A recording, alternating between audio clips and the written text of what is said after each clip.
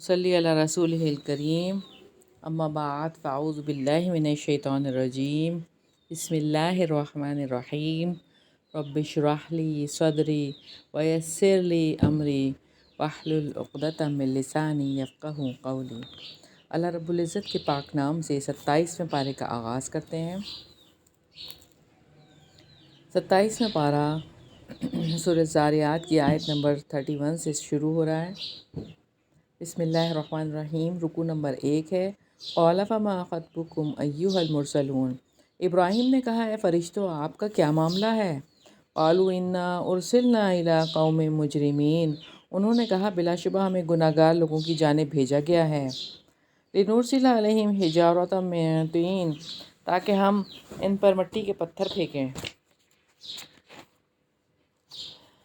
جو حد سے گزر جانے والوں کے لیے آپ کے رب کی جناب سے نشان زدہ ہیں۔ سو ہم نے ان میں جو ایمان والا تھا اسے نکال لیا، تو ہم نے اس میں مسلمانوں کے ایک گھر کے سوا کوئی نہ پایا، اور ہم نے اس میں ان لوگوں کے لیے نشانی چھوڑ دی جو دردناک عذاب سے ڈرتے ہیں۔ سیدنا عبداللہ بن عمر رضی اللہ عنہما بیان کرتے ہیں کہ رسول اللہ صلی اللہ علیہ وسلم نے مقام ہجر میں ارشاد فرمایا، ان عذاب یافتہ لوگوں کے علاقے میں داخل ہونا پڑے تو صرف روتے ہوئے داخل ہوا کرو، اگر رونا نہ آئے تو ان کے علاقے میں داخل نہ ہونا کہ کہیں تم پر بھی وہ عذاب نہ آ جائے جو ان پر نازل ہوا تھا۔ بخاری کی 433 نمبر روایت ہے۔ وفی موسیٰ اذ ارسلناہ الی فرعون بسلطان مبین، اور موسیٰ میں بھی ایک نشانی ہے جب ہم نے اسے واضح دلیل کے ساتھ فرعون کے پاس بھیجا تو اس نے اپنے اقتدار کی وجہ سے منہ پھیر لیا اور کہا، جادوگر ہے یا دیوانہ ہے؟ چنانچہ ہم نے اسے اور اس کے لشکروں کو آ پکڑا، پھر ہم نے انہیں سمندر میں پھینک دیا، اس حال میں کہ وہ قابل ملامت کام کرنے والا تھا۔ اور عاد میں بھی ایک نشانی ہے جب ان پر ہم نے ایک بے برکت ہوا بھیجی۔ سیدنا عبداللہ بن عباس رضی اللہ عنہما بیان کرتے ہیں کہ رسول اللہ صلی اللہ علیہ وسلم نے فرمایا کہ میری مدد باد صبا یعنی مشرقی ہوا کے ذریعے سے کی گئی، اور قوم عاد باد بور یعنی مغربی ہوا کے ذریعے سے ہلاک کی گئی۔ بخاری کی 1035 نمبر روایت ہے۔ کسی چیز کو وہ نہ چھوڑتی تھی، وہ جس پر سے بھی گزرتی اسے بوسیدہ ہڈی جیسا بنا چھوڑتی۔ اور سمود میں بھی ایک نشانی ہے جب ان سے کہا گیا، ایک وقت تک فائدہ اٹھا لو۔ سمود کی طرف صالح علیہ السلام کو اللہ تعالیٰ نے بھیجا تھا، تو انہوں نے اپنے رب کے حکم سے سرکشی کی تو ایک زبردست کڑک نے انہیں جا پکڑا اور وہ دیکھ رہے تھے۔ پھر نہ انہوں نے کسی کھڑے ہونے کی طاقت پائی اور نہ ہی وہ بدلہ لینے والے تھے۔ اللہ تعالیٰ نے انسان کو اس کی بے بسی کا شعور دلایا ہے اور یہ سمجھایا ہے کہ اللہ تعالیٰ سے بھاگنے کا کوئی فائدہ نہیں ہے۔ وَقَوْمَ نُوحٍ مِّن قبل، اور ان سے پہلے نوح کی قوم کو ہم نے ہلاک کیا، یقیناً وہ بھی نافرمان لوگ تھے۔ رکوع نمبر 2 ہے۔ وَالسَّمَاءَ بَنَيْنَاهَا، اور ہم نے آسمان کو اپنی قدرت سے بنایا، اور یقیناً ہم ہی بلا شبہ وسعت والے ہیں۔ وَالْأَرْضَ فَرَشْنَاهَا، اور زمین کو ہم نے بچھایا، سو کیا ہی اچھا بچھانے والے ہیں۔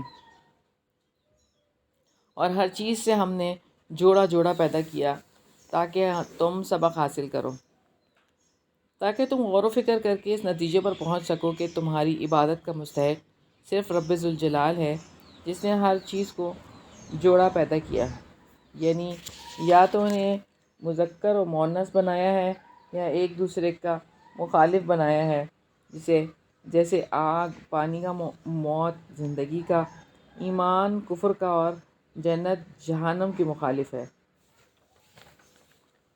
تو اللہ تعالیٰ کی طرف دوڑو۔ فَفِرُّوا إِلَى اللَّهِ إِنِّي لَكُم مِّنْهُ نَذِيرٌ مُّبِينٌ، بلا شبہ میں تمہیں اس کی طرف سے کھلا ڈرانے والا ہوں۔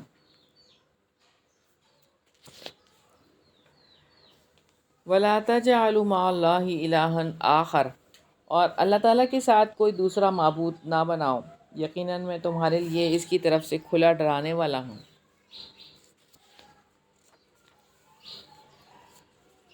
اسی طرح ان لوگوں کے پاس جو ان سے پہلے تھے کوئی رسول نہیں آیا مگر انہوں نے کہا یہ جادوگر ہے یا دیوانہ ہے۔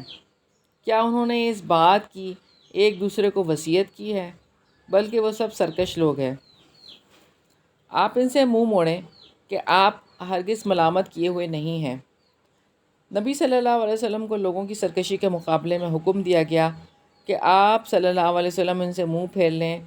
آپ صلی اللہ علیہ وسلم پر کچھ ملامت نہیں ہے۔ وَذَكِّرْ فَإِنَّ الذِّكْرَىٰ تَنفَعُ الْمُؤْمِنِينَ، اور نصیحت کریں، یقیناً نصیحت ایمان والوں کو فائدہ دیتی ہے۔ کہ جس میں ایمان کی رمق ہے نہ نصیحت قبول کرنے کی استعداد، اس کو تذکیر نصیحت کوئی فائدہ نہیں دیتی۔ وہ اس شور زدہ زمین کی مانند ہے جس کو بارش سے کوئی فائدہ نہیں پہنچتا۔ اس قسم کے لوگوں کے پاس اگر تمام نشانیاں بھی آ جائیں تو وہ پھر بھی اس وقت تک ایمان نہیں لائیں گے جب تک کہ وہ دردناک عذاب نہ دیکھ لیں۔ وَمَا خَلَقْتُ الْجِنَّ وَالْإِنسَ إِلَّا لِيَعْبُدُونَ، اور میں نے جنوں اور انسانوں کو پیدا کیا ہے تاکہ وہ میری عبادت کریں۔ رسول ایک اللہ تعالیٰ کی عبادت کی طرف ہی دعوت دیتے رہے۔ سیدنا ابو ہریرہ رضی اللہ عنہ بیان کرتے ہیں کہ رسول اللہ صلی اللہ علیہ وسلم نے فرمایا، ہر ایک بچہ فطرت اسلام پر پیدا ہوتا ہے، پھر اس کے ماں باپ اس کو یہودی یا نصرانی یا مجوسی بنا لیتے ہیں۔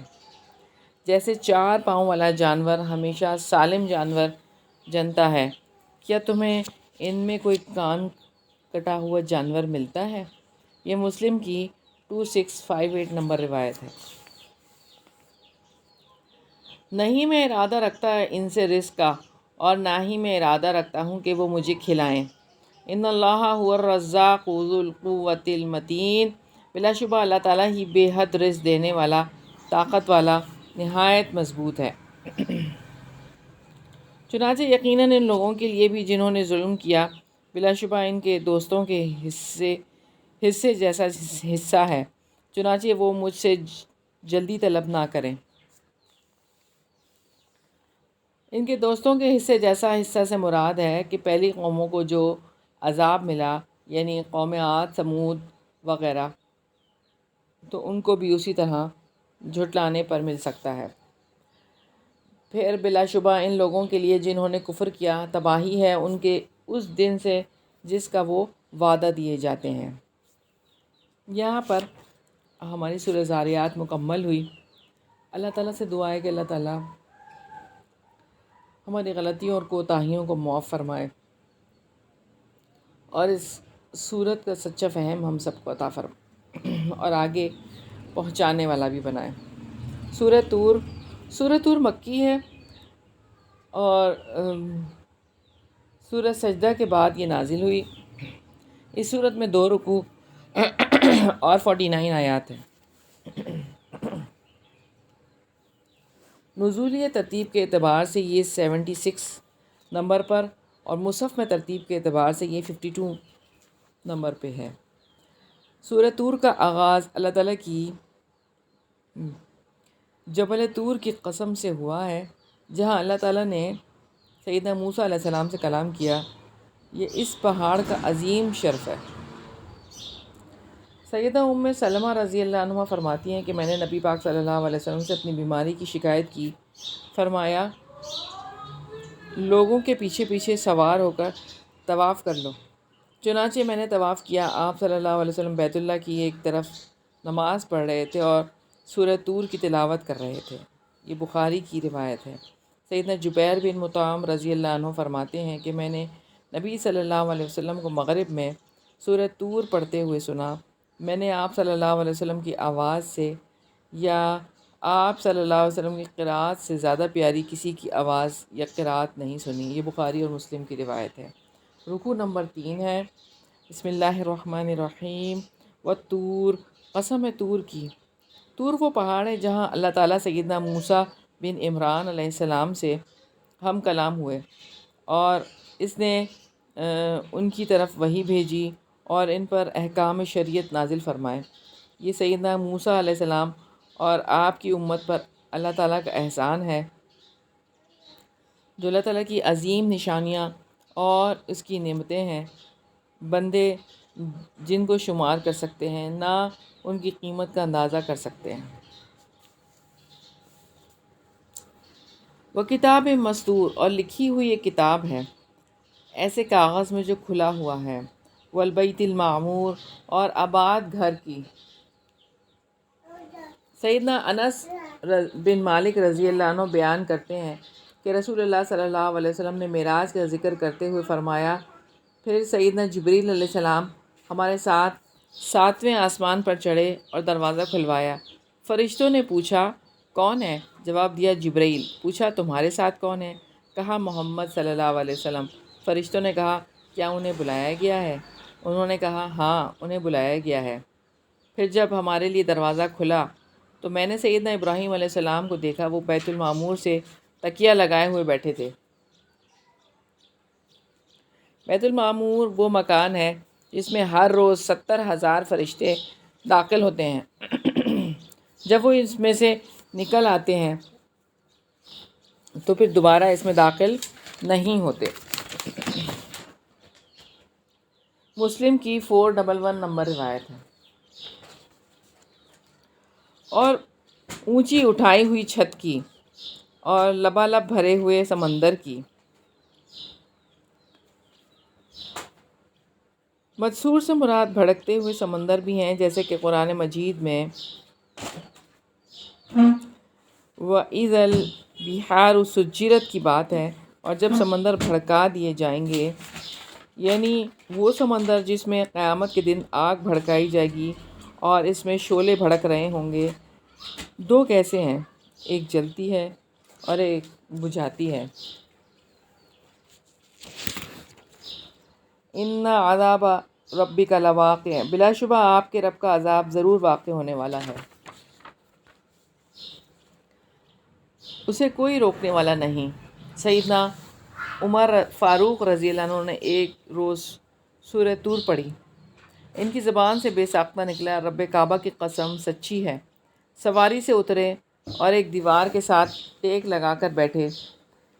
جب اس آیت پر پہنچے تو ایک سرد آ بھری، جس کے بعد 20 روز تک بیمار رہے۔ لوگ عیادت کو آتے مگر یہ کسی کو معلوم نہ ہو سکا کہ بیماری کیا ہے۔ سیدنا جبیر بن مطعم رضی اللہ عنہ فرماتے ہیں کہ میں مسلمان ہونے سے پہلے ایک مرتبہ مدینہ طیبہ اس لیے آیا کہ رسول اللہ صلی اللہ علیہ وسلم سے بدر کے قیدیوں کے متعلق گفتگو کروں۔ میں پہنچا تو رسول اللہ صلی اللہ علیہ وسلم مغرب کی نماز میں سورہ طور پڑھ رہے تھے اور آواز مسجد سے باہر تک پہنچ رہی تھی۔ جب یہ آیت پڑھی اِنَّ عَذَابَ رَبِّكَ لَوَاقِعٌ مَا لَهُ مِن دَافِعٍ، اچانک میری یہ حالت ہوئی کہ گویا میرا دل خوف سے پھٹ جائے گا۔ میں نے فوراً اسلام قبول کیا۔ مجھے اس وقت یہ محسوس ہو رہا تھا کہ میں اس جگہ سے ہٹ نہیں سکوں گا کہ مجھ پر عذاب آ جائے گا۔ جس دن آسمان لرزے گا سخت لرزنا، اور پہاڑ چلیں گے بہت چلنا، چنانچہ اس دن جھٹلانے والوں کے لیے بڑی تباہی ہے۔ الذین هم فی خوض یلعبون، جو فضول بحث میں اچھل کود رہے ہیں، جس دن انہیں دھکیلا جائے گا جہنم کی آگ کی طرف، سخت دھکیلا جانا۔ ھذہ النار التی کنتم بہا تکذبون، یہ ہے وہ آگ جسے تم جھٹلاتے تھے۔ افسحر ھذا ام انتم لا تبصرون، تو کیا یہ جادو ہے یا تم دیکھتے ہی نہیں؟ یہ بات انہیں ڈانٹنے اور حسرت میں مبتلا کرنے کے لیے کہی جائے گی، ورنہ آنکھوں سے تو وہ دیکھ ہی رہے ہوں گے اور حقیقت کو پہچان رہے ہوں گے۔ اصلوہا فاصبروا او لا تصبروا، اس جہنم میں داخل ہو جاؤ، پھر تم صبر کرو یا نہ کرو، تم پر برابر ہے، تمہیں انہی اعمال کا بدلہ دیا جا رہا ہے جو تم کیا کرتے تھے۔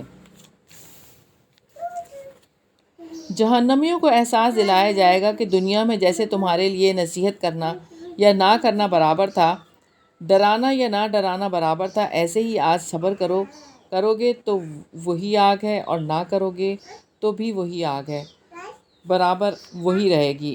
انہیں احساس دلایا جائے گا کہ چیخو یا چپ رہو، جہنم میں رہنا مقدر ہے۔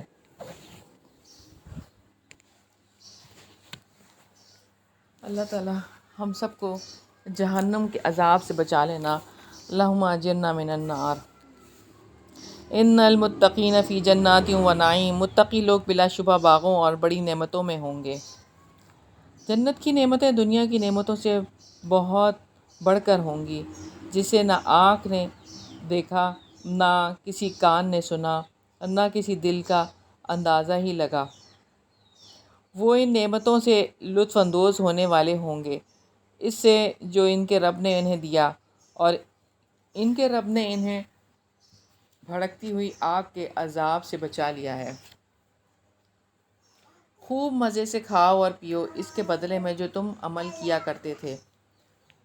متکئین علی سرر مصفوفہ، وہ صف بصف تختوں پر تکیے لگائے ہوئے ہوں گے، اور ہم نے ان کا نکاح کر دیا سفید رنگت اور بڑی آنکھوں والی حوروں سے۔ جڑاؤ تختوں پر بے فکری اور آرام سے بیٹھے ہوں گے۔ اور جو لوگ ایمان لائے اور ان کی اولاد جو ایمان کے ساتھ ان کے پیچھے چلی، ہم ان کی اولاد کو ان کے ساتھ ملا دیں گے اور ان کے عمل میں سے کچھ بھی کمی نہ کریں گے۔ ہر شخص اس کے بدلے میں جو اس نے کمایا گروی رکھا ہوا ہے،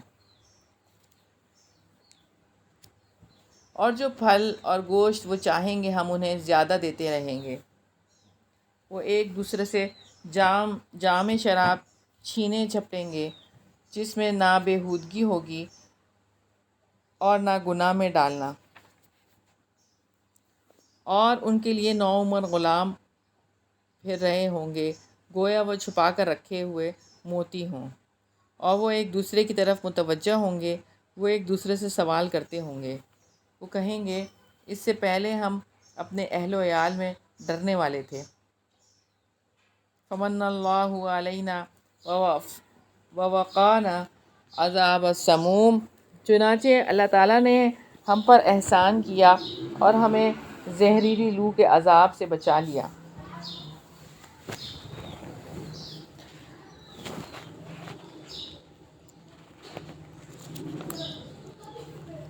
بلا شبہ ہم پہلے ہی اس سے دعائیں کیا کرتے تھے، یقیناً وہ بہت احسان کرنے والا، نہایت رحم والا ہے۔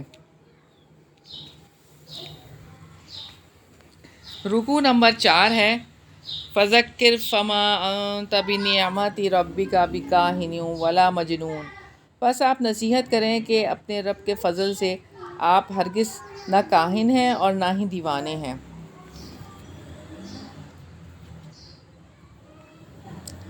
یعنی کہ قرآن سنا کر انہیں سمجھاتے رہیں تاکہ لوگ آپ صلی اللہ علیہ وسلم کی نصیحت سے سیدھا راستہ پا لیں اور ظالموں پر حجت قائم ہو جائے۔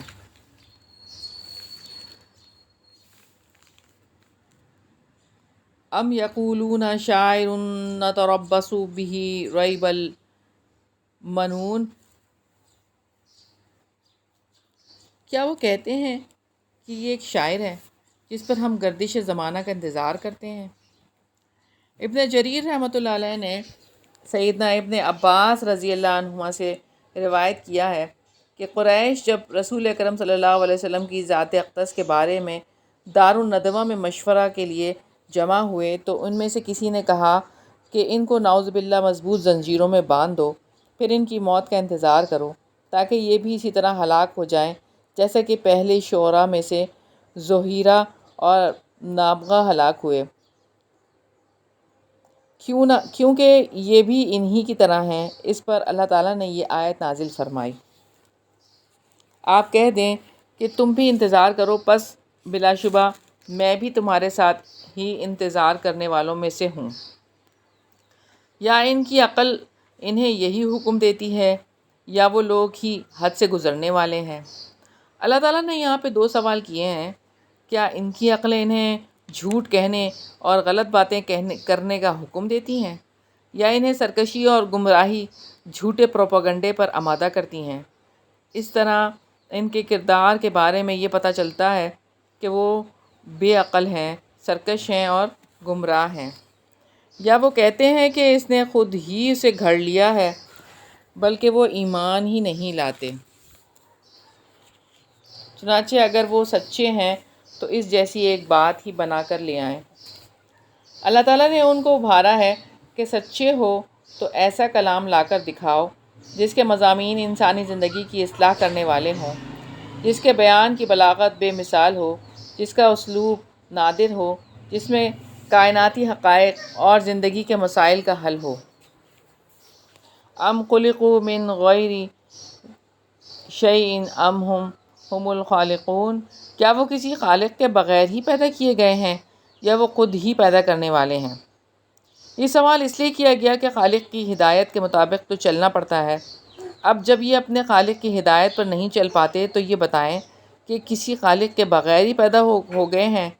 اگر ایسا ہے تو پھر کسی کا بھی حق نہیں کہ انہیں کسی چیز کا حکم دے یا کسی چیز سے روکے، لیکن اگر انہیں ایک خالق نے پیدا کیا ہے تو ان کے پیدا کرنے کا ایک مقصد ہے۔ خالق پیدا کر کے یوں ہی کیسے چھوڑ سکتا ہے؟ ام خلقوا السماوات والارض بل لا یوقنون، یا آسمانوں اور زمین کو انہوں نے پیدا کیا ہے بلکہ یقین ہی نہیں رکھتے۔ ام عندہم خزائن ربک، یا ان کے پاس آپ کے رب کے خزانے ہیں یا وہی حکم چلانے والے ہیں؟ کیا ان کے پاس غیب کے خزانوں کی چابیاں ہیں جس کی وجہ سے یہ مخلوق کا حساب کرنے والے ہیں؟ تو اس کا جواب نہیں ہے۔ تو پھر ان کا یہ فیصلہ کتنا غلط ہے۔ یا ان کے پاس کوئی سیڑھی ہے جس سے چڑھ کر وہ غور سے سنتے ہیں؟ تو ان کے سننے والے کو چاہیے کہ واضح دلائل لائے۔ کیا اس کے لیے بیٹیاں ہیں اور تمہارے لیے بیٹے؟ یا آپ ان سے کوئی اجرت مانگتے ہیں کہ وہ تاوان سے بوجھل کیے جانے والے ہیں؟ اللہ تعالیٰ نے تاوان کا سوال اس لیے کیا ہے کہ مالی بوجھ عام طور پر ناقابل برداشت ہوتا ہے۔ تو کیا تم رسول کی بات اس لیے قبول نہیں کر رہے کہ تاوان پڑ گیا ہے اور اس کی ادائیگی ان کے لیے مشکل ہے؟ اگر ایسی بات نہیں تو غور کرو، یہ انکار اور تکذیب آخر کس کے لیے ہے؟ ام عندہم الغیب فہم یکتبون، یا ان کے پاس کوئی غیب ہے کہ وہ لکھتے ہیں؟ جب تم غیب نہیں جانتے تو تقدیر کے فیصلے نہیں کر سکتے، لہٰذا نہ تم محمد صلی اللہ علیہ وسلم کے خلاف اب کچھ کر سکتے ہو، نہ ان کے مستقبل کے خلاف کوئی سازش کر سکتے ہو۔ یا وہ کسی چال کا ارادہ رکھتے ہیں تو جن لوگوں نے کفر کیا وہی چال میں آنے والے ہیں۔ یا ان کے لیے اللہ تعالیٰ کے سوا کوئی معبود ہے؟ پاک ہے اللہ تعالیٰ اس سے جو وہ شرک کرتے ہیں۔ اور اگر وہ آسمان سے ایک ٹکڑا گرتا بھی دیکھیں تو کہیں گے تہ بتہ بادل ہیں۔ چنانچہ آپ انہیں چھوڑ دیں حتیٰ کہ اس دن کو جا ملیں جس میں وہ بے ہوش کیے جائیں گے، جس دن ان کی اپنی تدبیر ہی ان کے کچھ کام نہیں آئے گی اور نہ ہی ان کی مدد کی جائے گی۔ اور جن لوگوں نے ظلم کیا ہے بلا شبہ ان کے لیے اس آخرت کے علاوہ بھی ایک عذاب ہے، لیکن ان کی اکثریت نہیں جانتی۔ آخرت کے عذاب سے پہلے اللہ تعالیٰ دنیا میں اس لیے عذاب دیتے ہیں تاکہ لوگ اللہ تعالیٰ کی طرف رجوع کریں۔ وَاصْبِرْ لِحُکْمِ رَبِّکَ فَإِنَّکَ بِأَعْیُنِنَا، اور اپنے رب کا حکم آنے تک آپ صبر کریں، بے شک آپ ہماری نگاہوں میں ہیں، اور اپنے رب کی حمد کے ساتھ آپ تسبیح کیا کریں جب آپ اٹھیں۔ سیدنا ابو بریزہ الاسلمی رضی اللہ عنہ بیان کرتے ہیں کہ رسول اللہ صلی اللہ علیہ وسلم اپنے آخری ایام میں جب کسی مجلس سے اٹھتے تو یہ کلمات پڑھتے تھے: سبحانک اللہم و بحمدک، اشہد ان لا الہ الا انت، استغفرک و اتوب الیک۔ اے اللہ تو پاک ہے اپنی حمد کے ساتھ، میں گواہی دیتا ہوں کہ تیرے علاوہ کوئی عبادت کے لائق نہیں، میں تجھ سے بخشش مانگتا ہوں اور تیری طرف توجہ کرتا ہوں۔ ایک آدمی نے آپ صلی اللہ علیہ وسلم سے پوچھا کہ اللہ کے رسول، آپ یہ کلمات کہتے ہیں جو پہلے نہیں کہا کرتے تھے، اس کی کیا وجہ ہے؟ تو آپ صلی اللہ علیہ وسلم نے فرمایا، یہ دعا اس چیز کے کفارے کے لیے ہے جو مجلس میں ہو جاتی ہے۔ یہ ابو داؤد کی 4859 نمبر روایت ہے۔ وَمِنَ اللَّيْلِ فَسَبِّحْهُ وَإِدْبَارَ النُّجُومِ، اور رات کو بھی اس کی تسبیح کریں اور ستاروں کے جانے کے بعد بھی۔ یہاں ہماری سورہ طور مکمل ہوئی۔ اللہ تعالیٰ سے دعا ہے کہ اللہ تعالیٰ اس کی غلطیوں اور کوتاہیوں سے درگزر فرمائے اور اللہ تعالیٰ اس کا سچا فہم عطا فرمائے۔ سورہ نجم۔ سورہ نجم مکی صورت ہے، اس کے 3 رکوع اور 62 آیات ہیں۔ مصحف میں ترتیب کے اعتبار سے اس کا نمبر 53 اور نزولی ترتیب کے اعتبار سے 23 ہے۔ سیدنا عبداللہ بن مسعود رضی اللہ عنہ بیان کرتے ہیں کہ سب سے پہلے نازل ہونے والی سجدہ والی سورت سورہ نجم ہے۔ پھر رسول اللہ صلی اللہ علیہ وسلم نے اس کی تلاوت کے بعد سجدہ کیا اور جتنے لوگ آپ کے پیچھے تھے سبھی نے آپ کے ساتھ سجدہ کیا سوائے ایک شخص کے۔ میں نے دیکھا کہ اس نے اپنی ہتھیلی میں مٹی اٹھائی اور اس پر سجدہ کر لیا۔ بعد میں سیدنا عبداللہ بن مسعود رضی اللہ عنہ نے بیان کیا کہ سب سے پہلے نازل ہونے والی سجدہ والی سورت سورہ نجم ہے۔ پھر رسول اللہ صلی اللہ علیہ وسلم نے اس کی تلاوت کے بعد سجدہ کیا اور جتنے لوگ آپ کے پیچھے تھے سبھی نے آپ کے ساتھ سجدہ کیا سوائے ایک شخص کے۔ میں نے دیکھا کہ اس نے اپنی ہتھیلی میں مٹی اٹھائی اور اسی پر سجدہ کر لیا۔ بعد میں بدر کی لڑائی میں میں نے اسے دیکھا، کفر کی حالت میں وہ قتل ہوا پڑا ہے۔ وہ شخص امیہ بن خلف تھا۔ یہ بخاری کی 4863 نمبر روایت ہے۔ رکوع نمبر 5 ہے۔ بسم اللہ الرحمن الرحیم۔ وَالنَّجْمِ إِذَا هَوَىٰ، قسم ہے تارے کی جب وہ گرے۔ اگر انبیاء کی جانب وحی نہ آتی تو لوگ جہالت کے اندھیروں میں بھٹک رہے ہوتے اور جہالت کی تاریکی رات کی تاریکی سے زیادہ گہری ہوتی۔ تمہارا ساتھی نہ ہی بھٹکا ہے اور نہ ہی بہکا ہے۔ وَمَا يَنطِقُ عَنِ الْهَوَىٰ، اور وہ اپنی خواہش سے بات نہیں کہتا۔ یعنی آپ صلی اللہ علیہ وسلم اپنی خواہش نفس سے کلام نہیں کرتے۔ آپ صلی اللہ علیہ وسلم کی بات کسی غرض یا خواہش پر مبنی نہیں ہوتی، بلکہ آپ صلی اللہ علیہ وسلم بلا کم و کاست وحی کے مطابق بات کرتے ہیں۔ جو فرض آپ کے سپرد ہے اس کی تبلیغ فرماتے ہیں۔ ان ہوا الا وحی یوحیٰ، وہ صرف ایک وحی ہے جو نازل کی جاتی ہے۔ سیدنا عبداللہ بن عمر رضی اللہ عنہ بیان کرتے ہیں کہ میں رسول اللہ صلی اللہ علیہ وسلم سے جو کہتا سنتا تھا اسے حفظ کرنے کی غرض سے لکھ لیا کرتا تھا۔ تو بعض قریشیوں نے مجھے اس سے روکا اور کہا تم جو کچھ بھی سنتے ہو اسے لکھ لیتے ہو۔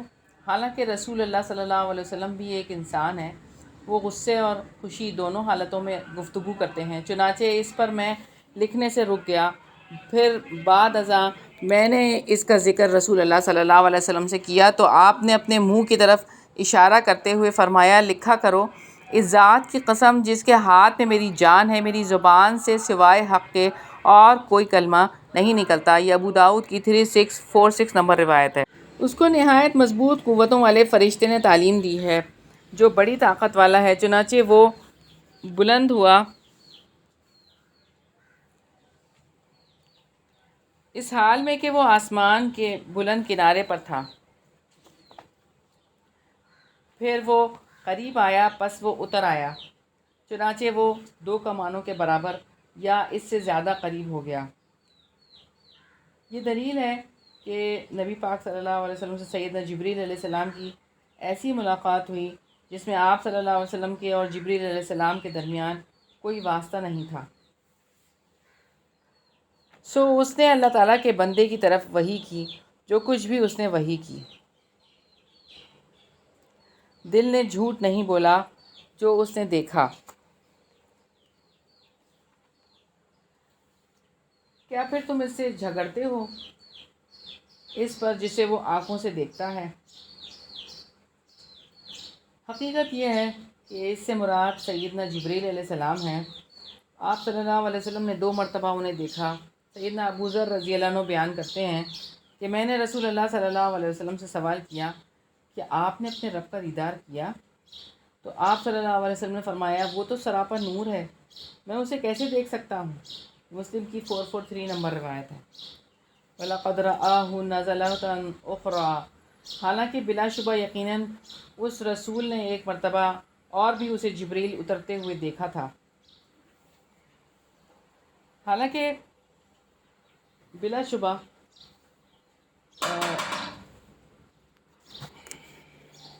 نبی پاک صلی اللہ علیہ وسلم نے جبریل علیہ السلام کو دوسری بار بھی اپنی طرف اترتے دیکھا تھا۔ مسروق سے روایت ہے کہ میں نے سیدہ عائشہ رضی اللہ عنہا سے پوچھا، اے ایمان والوں کی ماں، کہ محمد صلی اللہ علیہ وسلم نے معراج کی رات میں اپنے رب کو دیکھا تھا؟ سیدہ عائشہ رضی اللہ عنہا نے کہا کہ تم نے ایسی بات کہی، میرے رونگٹے کھڑے ہو گئے۔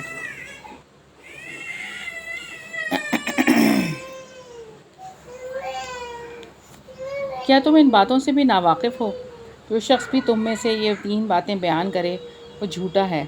جو شخص یہ کہتا ہو کہ محمد صلی اللہ علیہ وسلم نے شب معراج میں اپنے رب کو دیکھا تھا تو وہ جھوٹا ہے۔ پھر انہوں نے آیت لا تدرک الابصار وہو یدرک الابصار وہو اللطیف الخبیر، نگاہیں اس کو نہیں پا سکتی اور وہ سب نگاہوں کو پا لیتا ہے اور وہ نہایت باریک بین پوری خبر رکھنے والا ہے، یہاں سے لے کر وما کان لبشر ان یکلمہ اللہ الا وحیا او من وراء حجاب، اور کسی انسان کی یہ طاقت نہیں کہ اللہ تعالیٰ اس سے کلام کرے مگر وحی سے یا پردے کے پیچھے سے۔ یہ سورہ شورى کی آیت ہے۔ تک تلاوت کی اور کہا کہ کسی انسان کے لیے ممکن نہیں کہ اللہ تعالیٰ سے بات کرے، سو اس کے وحی کے ذریعے ہو یا پھر پردے کے پیچھے سے ہو۔ اور جو شخص تم سے کہے کہ نبی صلی اللہ علیہ وسلم آنے والے کل کی بات جانتے تھے، وہ بھی جھوٹا ہے۔ اس کے لیے انہوں نے وما تدری نفس ماذا تکسب غدا، یعنی اور کوئی شخص نہیں جانتا کہ کل کیا کرے گا، اس کی تلاوت فرمائی۔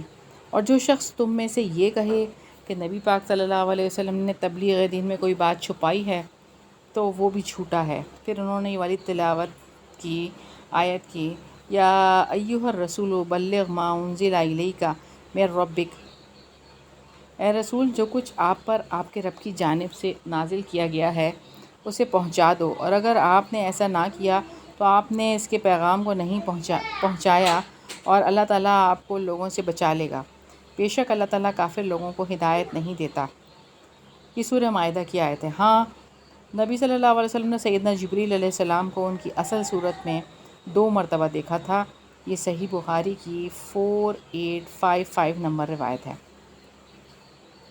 عند سدرۃ المنتہی، انتہائی حد کی بیری کے پاس، اسی کے پاس ہمیشہ رہنے کی جنت ہے۔ جبکہ سدرہ بیری کو ڈھانپ رہا تھا، وہ ڈھانپ رہا تھا، نگاہ نہ ہی ادھر ادھر ہوئی اور نہ ہی وہ حد سے بڑھی۔ یہ رسول اللہ صلی اللہ علیہ وسلم کا کمال ادب ہے کہ آپ اس مقام پر کھڑے رہے جہاں اللہ تعالیٰ نے آپ کو کھڑا کیا۔ آپ اس مقام سے پیچھے ہٹے، نہ اسے تجاوز کیا اور نہ ادھر ادھر انحراف ہی کیا۔ یہ کامل ترین ادب ہے جس میں آپ اولین و آخرین پر فوقیت لے گئے۔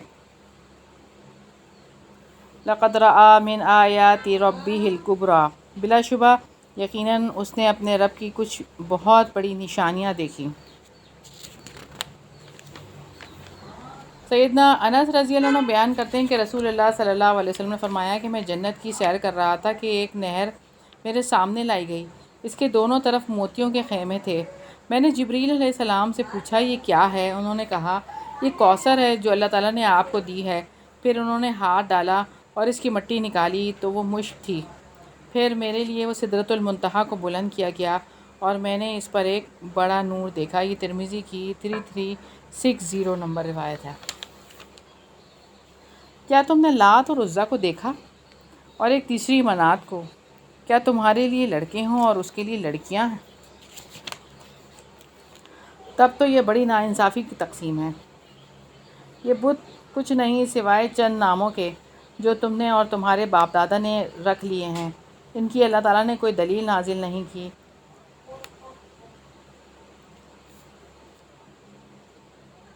وہ پیچھے چلتے مگر وہم و گمان کے، اور جو ان کے دل چاہتے ہیں، حالانکہ بلا شبہ یقیناً ان کے رب کی جناب سے ان کے پاس ہدایت آ چکی ہے۔ ام للانسان ما تمنا، یا انسان کے لیے وہی ہے جس کی وہ خواہش کرتا ہے؟ سو آخرت اور دنیا تو بس اللہ تعالیٰ ہی کے ہیں۔ رکوع نمبر 6 ہے وَكَم مِّن مَلَكٍ فِي السَّمَاوَاتِ، اور آسمانوں میں کتنے ہی فرشتے ہیں جن کی سفارش کچھ بھی کام نہیں آ سکتی مگر اس کے بعد کہ اللہ تعالیٰ اجازت دے جس کے لیے چاہے اور پسند کرے۔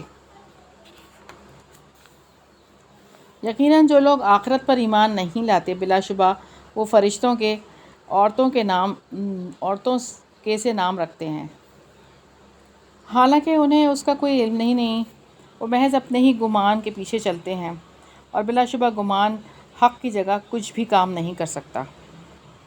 چنانچہ اس سے منہ پھیر لو جو ہماری نصیحت سے منہ موڑتا ہے اور دنیا کی زندگی کے سوا کچھ نہیں چاہتا۔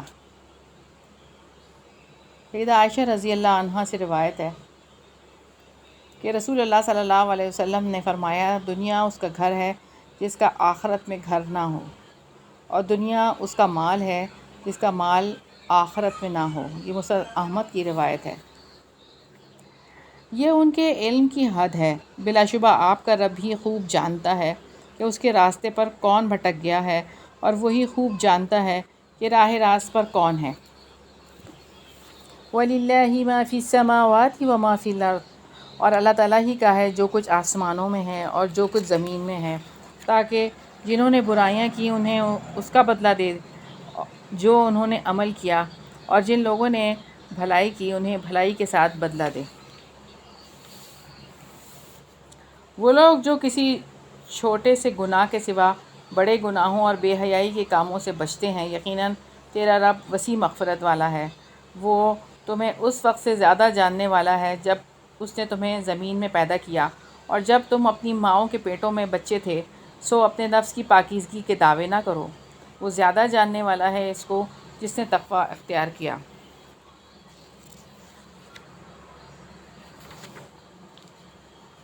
تو تقوی کا مقام دل ہے، اللہ تعالیٰ اس سے مطلع ہے، یعنی دل کے اندر جو نیکی بدی یا تقوی موجود ہے اللہ تعالیٰ اس کی جزا دے گا۔ رہے لوگ تو وہ اللہ تعالیٰ کے مقابلے میں ہمارے کسی کام نہیں آ سکتے۔ رکوع نمبر 7 ہے افرأیت الذی تولی، تو کیا آپ نے دیکھا اس شخص کو جس نے منہ موڑا اور اس نے تھوڑا سا دیا اور رک گیا۔ یہاں پہ اقطع سے مراد ہے کہ پتھر کو کہا جاتا ہے، اس سخت پتھر کو کہا جاتا ہے جو کوئی کنواں یا بنیاد کھودتے ہوئے زمین میں نکل آئے اور کھدائی کے لیے رکاوٹ بن جائے۔ تو یہاں پہ اس کے معنی ہوئے کہ پہلے کچھ دیا پھر دینے سے رک گیا، یعنی اللہ تعالیٰ کے راستے میں جس نے مال خرچ نہیں کیا اور بخیل بن گیا، کبھی کبھار تھوڑا سا دے دیا اور رک گیا۔ کیا اس کے پاس غیب کا علم ہے کہ وہ دیکھ رہا ہے، یا ان باتوں کی اسے خبر نہیں دی گئی جو موسیٰ کے صحیفوں میں ہے اور ابراہیم کے صحیفوں میں، جس نے وفا کا حق ادا کر دیا۔ وَإِبْرَاهِيمَ الَّذِي وَفَّى،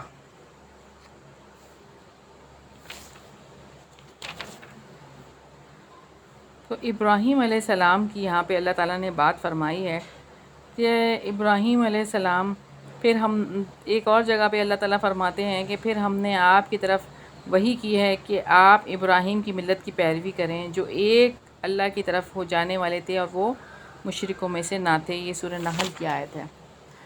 یہ کہ کوئی بوجھ اٹھانے والی جان کسی دوسرے کا بوجھ نہ اٹھائے گی، اور یہ کہ انسان کے لیے صرف وہی ہے جس کی خود اس نے کوشش کی۔ وَأَن لَّيْسَ لِلْإِنسَانِ إِلَّا مَا سَعَىٰ۔ سیدنا ابو ہریرہ رضی اللہ عنہ سے روایت ہے کہ رسول اللہ صلی اللہ علیہ وسلم نے فرمایا کہ جب انسان مر جاتا ہے تو 3 اعمال کے علاوہ باقی تمام اعمال منقطع ہو جاتے ہیں۔ صدقہ جاریہ، یا وہ علم جس سے فائدہ اٹھایا جائے، یا نیک اولاد جو اس کے لیے دعا کرتی رہے۔ یہ مسلم کی 4223 نمبر روایت ہے۔ اس لیے آج اس دنیا میں جب کہ ہم موجود ہیں، کچھ کر لیں، اپنے لیے کچھ کمائی کر لیں۔ کل جب ہم یہاں نہیں ہوں گے تو کوئی فائدہ نہیں ہے، اور بلا شبہ اس کی کوشش جلد ہی اسے دکھائی جائے گی۔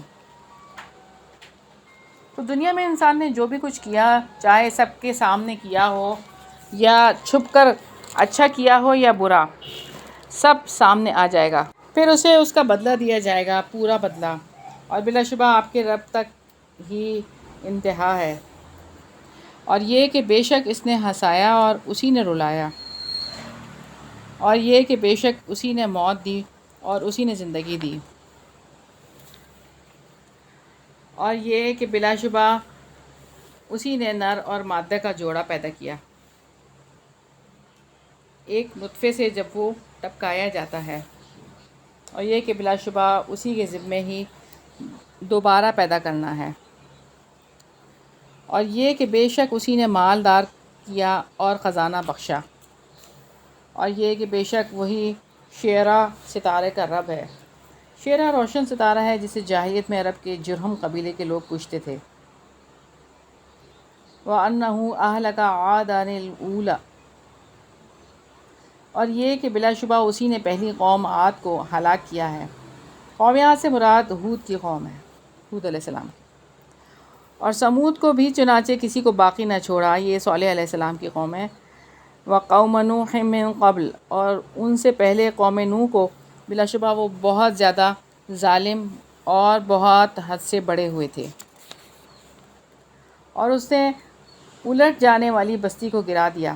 اللہ تعالیٰ نے لوطیوں کے شہروں کو تلپٹ کر دیا، نیچے کا حصہ اوپر اور اوپر کا حصہ نیچے کر دیا۔ فَغَشَّاهَا مَا غَشَّا، سو اس نے ڈھانپ دیا اسے جس سے ڈھانپا، پس اپنے رب کی نعمتوں میں سے کس میں آپ شک کرو گے؟ هَٰذَا نَذِيرٌ مِّنَ النُّذُرِ الْأُولَىٰ، یہ بھی پہلے ڈرانے والوں میں سے ایک ڈرانے والا ہے۔ قریب آنے والی قریب آ گئی۔ لَيْسَ لَهَا مِن دُونِ اللَّهِ كَاشِفَةٌ، اللہ تعالیٰ کے سوا کوئی اس کو ظاہر کرنے والا نہیں ہے۔ تو کیا تم اس بات پر تعجب کرتے ہو اور ہنستے ہو اور روتے نہیں ہو، اور تم غافل ہو؟ تو اب اللہ تعالیٰ کو سجدہ کرو اور اسی کی عبادت کرو۔ سیدنا عبداللہ بن عباس رضی اللہ عنہما بیان کرتے ہیں کہ رسول اللہ صلی اللہ علیہ وسلم نے سورہ نجم میں سجدہ کیا، اور آپ کے ساتھ مسلمان، مشرک، جن اور انسان جو بھی اس وقت موجود تھے سب نے سجدہ کیا۔ یہ بخاری کی کتاب التفسیر کی روایت ہے۔ سورہ نجم کمپلیٹ ہو گئی، الحمدللہ۔ اللہ تعالیٰ سے دعا ہے کہ اللہ تعالیٰ اس کا سچا فہم ہمیں عطا فرمائے اور ہماری غلطیوں سے درگزر فرمائے۔ سورہ قمر، یہ مکی صورت ہے، اس میں 3 رکوع اور 55 آیات ہیں۔ مصحف میں ترتیب کے اعتبار سے 54 اور نزولی ترتیب کے اعتبار سے 37 نمبر پہ ہے۔ نبی پاک صلی اللہ علیہ وسلم عید الاضحیٰ اور عید الفطر میں سورہ قاف اور سورہ قمر کی تلاوت فرمایا کرتے تھے، یہ مسلم کی روایت ہے۔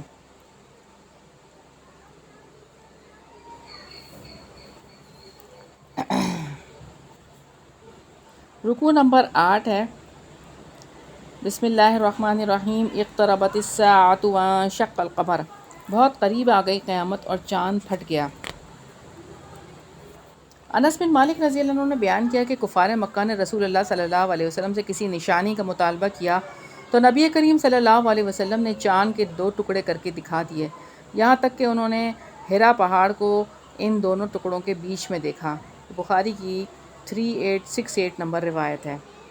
اور اگر وہ کوئی نشانی دیکھتے ہیں تو منہ موڑ جاتے ہیں اور کہتے ہیں یہ ایک جادو ہے جو گزر جانے والا ہے، اور انہوں نے جھٹلایا اور وہ اپنی خواہشات کے پیچھے چلے اور ہر کام انجام کو پہنچنے والا ہے۔ اور بلا شبہ یقیناً ان کے پاس کئی خبریں آئی ہیں جن میں کامل دانائی کی بات ہے، پھر بھی تنبیہات انہیں فائدہ نہیں دیتی۔ چنانچہ آپ ان سے منہ پھیر لیں جس دن پکارنے والا ایک سخت ناگوار چیز کی طرف پکارے گا۔ خشعاً ابصارهم یخرجون من الاجداث، ان کی نگاہیں جھکی ہوئی ہوں گی، وہ اپنی قبروں سے ایسے نکلیں گے گویا وہ منتشر ٹڈیاں ہوں۔ گردن اٹھا کر پکارنے والے کی طرف دوڑنے والے ہوں گے۔ کافر کہیں گے یہ تو بڑا مشکل دن ہے۔ کذبت قبلہم قوم نوح فکذبوا، ان سے پہلے نوح کی قوم نے جھٹلایا تو انہوں نے ہمارے بندے کو جھٹلایا اور کہا دیوانہ ہے، اور اسے جھڑکا گیا۔ تو اس نے اپنے رب کو پکارا، میں بے بس ہوں سو بدلہ لے لے۔ ربہ انی مغلوب فانتصر، مغلوب ہونے سے یہ مراد نہیں ہے کہ لوگ سیدنا نوح علیہ السلام کو ذاتی طور پر اللہ تعالیٰ کی اطاعت سے روکنے میں کامیاب ہو گئے تھے، کیونکہ عموماً لوگ نافرمانی کرتے ہوئے دلیل یہ دیتے ہیں کہ ہم پر لوگ غالب آ گئے ہیں۔ مغلوب ہونے سے مراد یہ ہے کہ لوگ حق کی دعوت کو قبول نہیں کرتے، سرکشی کرتے ہیں اور ان میں انہیں حق کی طرف لانے میں کامیاب نہیں ہوں۔ فَفَتَحْنَا أَبْوَابَ السَّمَاءِ بِمَاءٍ مُنْهَمِرٍ، چنانچہ ہم نے آسمان کے دروازے ایسے پانی سے کھول دیے جو زور سے برسنے والا تھا، اور ہم نے زمین کو چشموں سے پھاڑ دیا تو اس کام پر جو طے ہو چکا تھا سارا پانی مل گیا۔ اور نوح کو ہم نے کیلوں والی اور تختوں والی کشتی پر سوار کیا، وہ ہماری آنکھوں کے سامنے چلتی رہی۔ یہ تھا بدلہ اس شخص کے لیے جس کا انکار کیا گیا تھا، اور بلا شبہ یقیناً اس کو ہم نے ایک نشانی بنا کر چھوڑ دیا ہے، تو کیا ہے کوئی نصیحت قبول کرنے والا؟ پھر کیسا تھا میرا عذاب اور میرا ڈرانا؟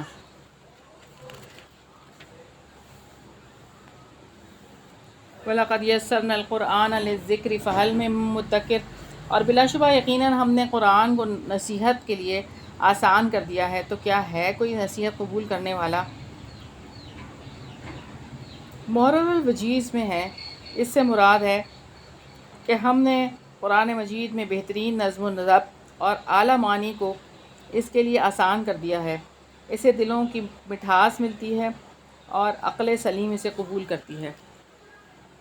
عاد نے جھٹلایا تو کیسا تھا میرا عذاب اور کیسا تھا میرا ڈرانا۔ اِنَّا أَرْسَلْنَا عَلَيْهِمْ رِيحًا صَرْصَرًا فِي يَوْمِ نَحْسٍ مُسْتَمِرٍ، اور یقیناً ہم نے دائمی نحوست کے دن ان پر تند و تیز ہوا بھیج دی، وہ لوگوں کو اٹھا اٹھا کر پھینک رہی تھی گویا وہ کھجور کے اکھڑے ہوئے تنے ہوں۔ فَكَيْفَ كَانَ عَذَابِي وَنُذُرِ، پھر کیسا تھا میرا عذاب اور کیسا تھا میرا ڈرانا۔ اور بلا شبہ یقیناً ہم نے قرآن کو نصیحت کے لیے آسان کر دیا، تو کیا ہے کوئی نصیحت قبول کرنے والا؟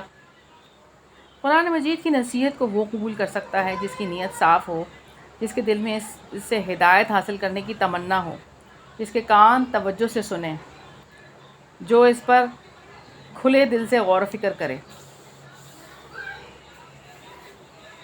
رکوع نمبر 9 ہے کذبت ثمود بالنذر، ثمود نے خبردار کرنے والوں کو جھٹلایا، بس انہوں نے کہا کیا ہم ہی میں سے ایک انسان ہو ہم اس کے پیچھے چلیں؟ تب تو ہم یقیناً گمراہی اور دیوانگی میں ہوں گے۔ کیا ہمارے درمیان میں سے اسی پر ذکر نازل کیا گیا، بلکہ وہ بڑا جھوٹا خود پسند ہے۔ جلد ہی کل وہ جان لیں گے کہ کون بڑا جھوٹا اور خود پسند ہے۔ یقیناً ہم ایک اونٹنی ان کی آزمائش کے لیے بھیجنے والے ہیں، چنانچہ آپ انتظار کریں اور اچھی طرح صبر کریں، اور انہیں بتا دیں کہ پانی ان کے اور اونٹنی کے درمیان تقسیم ہوگا، ہر ایک کے پینے کی باری حاضر کی گئی ہے۔ انہوں نے اپنے ساتھی کو پکارا، سو اس نے اسے پکڑ کر اس نے اونٹنی کو کاٹ ڈالا۔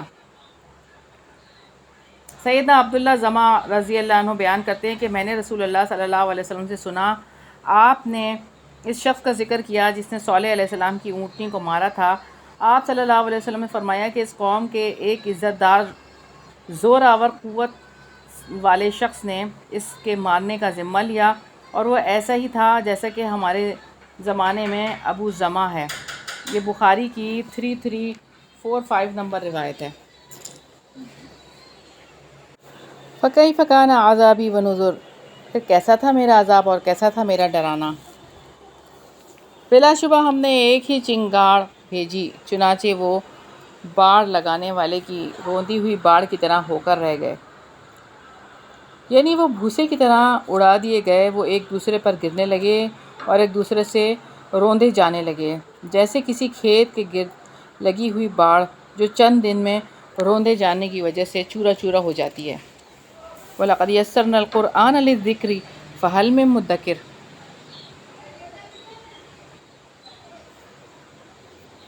اور بلا شبہ یقیناً ہم نے اس قرآن کو نصیحت کے لیے آسان کر دیا، تو کیا ہے کوئی نصیحت قبول کرنے والا؟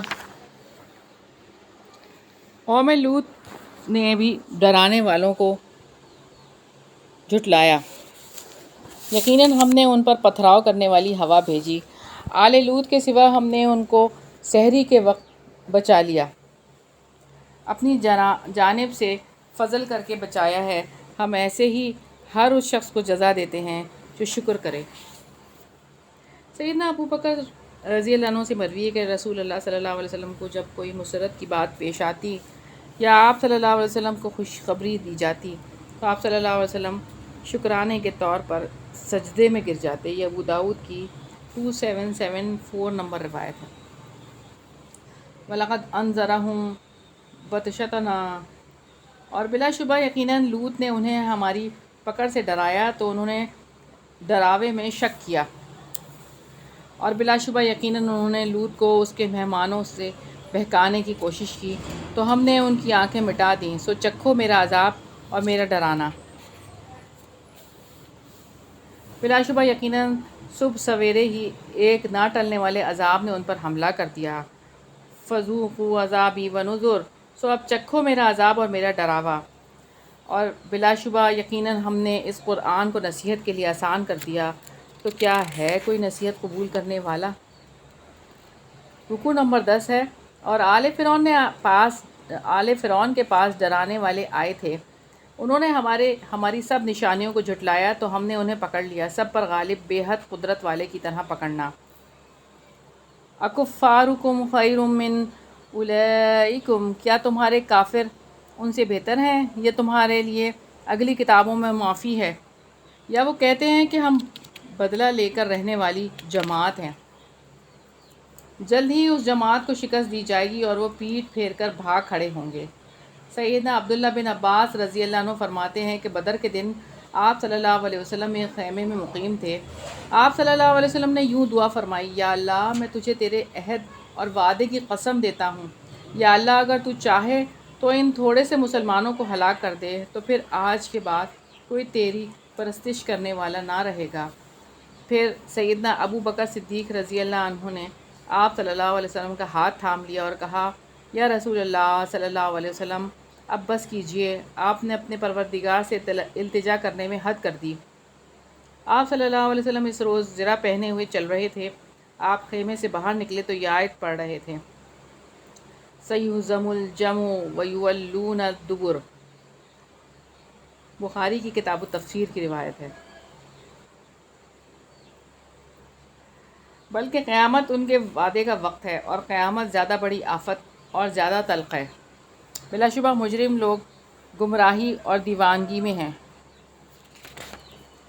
جس دن انہیں چہروں کے بل آگ میں گھسیٹا جائے گا، چکھو آگ کا چھونا۔ سیدنا عدی بن حاتم رضی اللہ عنہ بیان کرتے ہیں کہ رسول اللہ صلی اللہ علیہ وسلم نے آتش جہنم کا ذکر کیا اور اپنا چہرہ پھیر لیا اور کراہت ظاہر کی۔ پھر آپ صلی اللہ علیہ وسلم نے جہنم سے بچوں، پھر آپ صلی اللہ علیہ وسلم نے دوبارہ اس کا ذکر کیا اور اپنا چہرہ پھیر لیا اور کراہت ظاہر کی، یہاں تک کہ ہم نے یہ گمان کیا کہ جیسے آپ اسے دیکھ رہے ہوں۔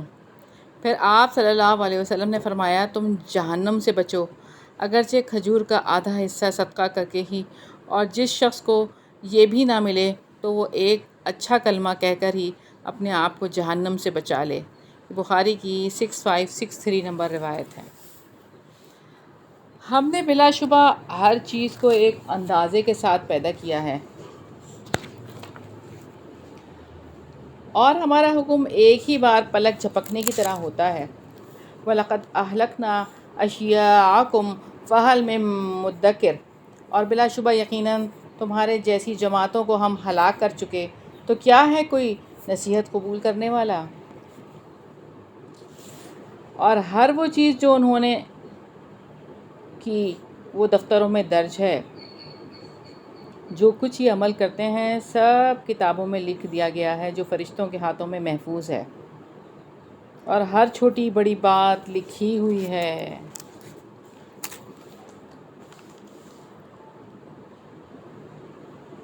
سیدہ عائشہ رضی اللہ عنہ بیان کرتی ہیں کہ رسول اللہ صلی اللہ علیہ وسلم نے مجھ سے فرمایا، اے عائشہ، معمولی سمجھے جانے والے گناہوں سے بچنا، کیونکہ اللہ تعالیٰ کے ہاں ان کا بھی مواخذہ ہوگا۔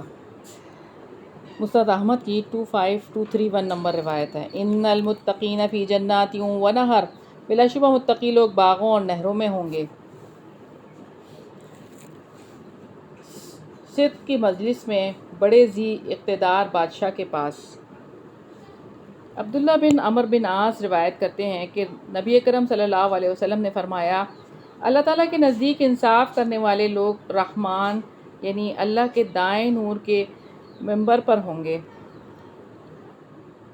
یعنی وہ لوگ جو اپنے فیصلوں میں اپنے گھر والوں کے ساتھ اور ان لوگوں کے ساتھ جو ان کے تابع ہیں انصاف کرتے ہیں۔ نسائی کی 5381 نمبر روایت ہے۔ یہاں ہماری سورہ قمر مکمل ہوئی۔ اللہ تعالیٰ سے دعا ہے کہ اللہ تعالیٰ ہماری کمیوں کو تاہیوں سے درگزر فرمائے اور اس کا سچا فہم ہمیں عطا فرمائے۔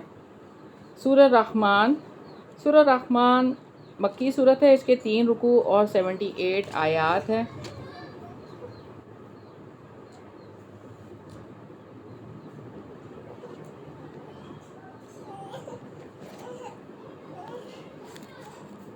بعض روایات میں اس کو مدنی صورت بھی کہا گیا ہے۔ مصحف میں ترتیب کے اعتبار سے یہ 55 نمبر پر اور نزولی ترتیب کے اعتبار سے یہ 97 نمبر پہ ہے۔ سورہ رحمان کا نام الرحمن اس لیے رکھا گیا کیونکہ اس کا آغاز اللہ تعالیٰ کے اسماء حسنیٰ میں سے ایک اسم کے ساتھ ہو رہا ہے، اور وہ اسم الرحمن ہے۔ رکوع نمبر 11 ہے۔ بسم اللہ الرحمن الرحیم، الرحمن وسیع رحمت والے نے۔ سیدنا انس رضی اللہ عنہ سے مروی ہے کہ رسول اللہ صلی اللہ علیہ وسلم 9 رکعت نماز وتر ادا کرتے تھے، پھر جب آپ صلی اللہ علیہ وسلم بڑی عمر کو پہنچے اور بھاری بدن والے ہو گئے تو آپ صلی اللہ علیہ وسلم 7 رکعت نماز وتر ادا کیا کرتے تھے اور 2 رکعت بیٹھ کر نماز پڑھتے، اور ان میں سورہ رحمان اور سورہ واقعہ کی قرأت کیا کرتے تھے۔ یہاں پر اللہ تعالیٰ نے الرحمن یعنی رحم کی بات کی ہے، تو رحمت بلوث محبت کو کہتے ہیں، بغیر کسی مطالبے کے جو شفقت اور عنایت کی جاتی ہے اس کو رحمت کہتے ہیں۔ اللہ تعالیٰ کی رحمت بندہ مومن کو اس کا شکر ادا کرنے پر ابھارتی ہے، اسے یہ یقین آ جاتا ہے کہ میرا رب مجھے میرے وقت، میرے مال، میری صلاحیتوں اور میری قوتوں کو رائیگاں نہیں جانے دے گا۔ وہ یہ یقین رکھتا ہے کہ اللہ تعالیٰ میری اس زندگی کے ہر عمل کو فائدہ مند بنا دے گا۔ علم القرآن، قرآن کی تعلیم دی۔ خلق الانسان، اس نے انسان کو پیدا کیا۔ علمہ البیان، اسے بولنا سکھایا۔ الشمس والقمر بحسبان، سورج اور چاند ایک حساب سے ہیں، اور بے تنے کے پودے اور درخت سجدہ کر رہے ہیں، اور آسمان کو اس نے بلند کیا اور میزان قائم کر دی۔ اللہ تطغوا فی المیزان، کہ تم ناپ تول میں حد سے تجاوز نہ کرو، واقیموا الوزن بالقسط ولا تخسروا المیزان، اور انصاف کے ساتھ وزن قائم کرو اور ناپ تول میں گھاٹا نہ دو۔ والارض وضعها للانام، اور زمین کو اس نے مخلوق کے لیے بچھا دیا، اس میں پھل ہیں اور کھجور کے درخت غلافوں والے خوشوں پر ہیں، اور بھوسے والا اناج ہے اور خوشبودار پھول ہیں۔ فَبِأَيِّ آلَاءِ رَبِّكُمَا تُكَذِّبَانِ، تو اے جن و انس، تم دونوں اپنے رب کی کن کن نعمتوں کو جھٹلاؤ گے؟ خَلَقَ الْإِنسَانَ مِن صَلْصَالٍ كَالْفَخَّارِ، اس نے انسان کو کھنکھناتی مٹی سے پیدا کیا جو ٹھیکری جیسی تھی۔ وَخَلَقَ الْجَانَّ مِن مَارِجٍ مِّن نَارٍ، اور اس نے جن کو آگ کے شعلے سے پیدا کیا۔ تو اے جن و انس، تم دونوں اپنے رب کی کن کن نعمتوں کو جھٹلاؤ گے؟ رب المشرقین و رب المغربین، دونوں مشرقوں کا وہی رب ہے اور دونوں مغربوں کا وہی رب ہے۔ دو مشرقوں سے مراد سردی اور گرمی، دونوں موسموں میں سورج طلوع ہونے کی جگہ ہیں، اور اس سے مراد اس چیز کا رب ہے جس پر سورج، چاند اور روشن ستارے طلوع اور غروب ہوتے ہیں، اور وہ سب کچھ جس کے اندر چاند سورج ہیں تو وہ اللہ تعالیٰ کی ربوبیت اور اس کے دست تدبیر کے تحت ہیں۔ تو اے جن و انس، تم دونوں اپنے رب کی کن کن نعمتوں کو جھٹلاؤ گے؟ مرج البحرین یلتقیان، دو سمندروں کو اس نے ملا دیا جو ایسے باہم مل جاتے ہیں کہ ان دونوں کے درمیان پردہ ہے کہ وہ آگے نہیں بڑھتے۔ دریا کا میٹھا پانی نمکین سمندر میں گرتا ہے، پھر دونوں قسم کے پانی ایک دوسرے کے ساتھ مل جاتے ہیں، مگر اللہ تعالیٰ نے ان دونوں کے درمیان زمین کو ایک رکاوٹ بنا رکھا ہے، ایک پانی دوسرے پانی پر سرکشی نہیں کرتا، اور یوں دونوں پانیوں کی منفعت حاصل ہوتی ہے۔ لوگ میٹھے پانی کو خود پیتے ہیں اور اس سے اپنے باغات اور کھیتی باڑی کو سیراب کرتے ہیں۔ کھاری پانی فضا کو پاک صاف کرتا ہے، اس میں ویل مچھلیاں، موتی اور گھونگے پیدا کیے جاتے ہیں، اور یہ کشتیوں اور دیگر بحری سواریوں کے لیے مستقر اور مسخر ہوتا ہے۔ فَبِأَيِّ آلَاءِ رَبِّكُمَا تُكَذِّبَانِ، تو اے جن و انس، تم دونوں اپنے رب کی کن کن نعمتوں کو جھٹلاؤ گے؟ ان دونوں سے موتی اور مونگے نکلتے ہیں۔ تو اے جن و انس، تم دونوں اپنے رب کی کن کن نعمتوں کو جھٹلاؤ گے؟ اور سمندر میں پہاڑوں جیسے بلند کھڑے جہاز اسی کے ہیں۔ تو اے جن و انس، تم دونوں اپنے رب کی کن کن نعمتوں کو جھٹلاؤ گے؟ رکوع نمبر 12 ہے۔ کُلُّ مَنْ عَلَيْهَا فان، جو زمین پر ہے ہر ایک چیز فانی ہے۔ وَيَبْقَى وَجْهُ رَبِّكَ ذُو الْجَلَالِ وَالْإِكْرَامِ، اور آپ کے رب ہی کا چہرہ باقی رہ جائے گا جو بڑی شان والا اور عزت والا ہے۔ سیدنا ابن عباس رضی اللہ عنہ نے روایت کیا ہے کہ نبی کریم صلی اللہ علیہ وسلم کہا کرتے تھے، اعوذ بعزتک الذی لا الہ الا انت الذی لا یموت والجن والانس یموتون، تیری عزت کی پناہ مانگتا ہوں کہ کوئی معبود تیرے سوا نہیں، تیری ایسی ذات ہے جسے موت نہیں، اور جن و انس فنا ہو جائیں گے۔ بخاری کی 7383 نمبر روایت ہے۔ تو اے جن و انس، تم دونوں اپنے رب کی کن کن نعمتوں کو جھٹلاؤ گے؟ آسمانوں میں اور زمین میں جو بھی ہے سب اسی سے مانگ رہا ہے، وہ روزانہ ایک نئی شان میں ہے۔ تو اے جن و انس، تم دونوں اپنے رب کی کن کن نعمتوں کو جھٹلاؤ گے؟ سَنَفْرُغُ لَكُمْ أَيُّهَ الثَّقَلَانِ، اے دو بھاری گروہوں، ہم جلد ہی تمہارے لیے فارغ ہوئے جاتے ہیں۔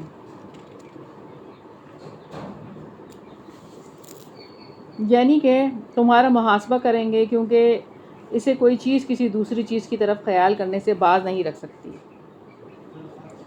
فَبِأَيِّ آلَاءِ رَبِّكُمَا تُكَذِّبَانِ، تو اے جن و انس، تم دونوں اپنے رب کی کن کن نعمتوں کو جھٹلاؤ گے؟ یا معشر الجن والانس ان استطعتم ان تنفذوا من اقطار السماوات والارض فانفذوا لا تنفذون الا بسلطان، اے گروہ جن و انس، اگر تم آسمانوں اور زمین کے کناروں سے نکل سکتے ہو تو نکل جاؤ، کسی غلبے کے سوا تم نہیں نکلو گے۔ تو اے جن و انس، تم دونوں اپنے رب کی کن کن نعمتوں کو جھٹلاؤ گے؟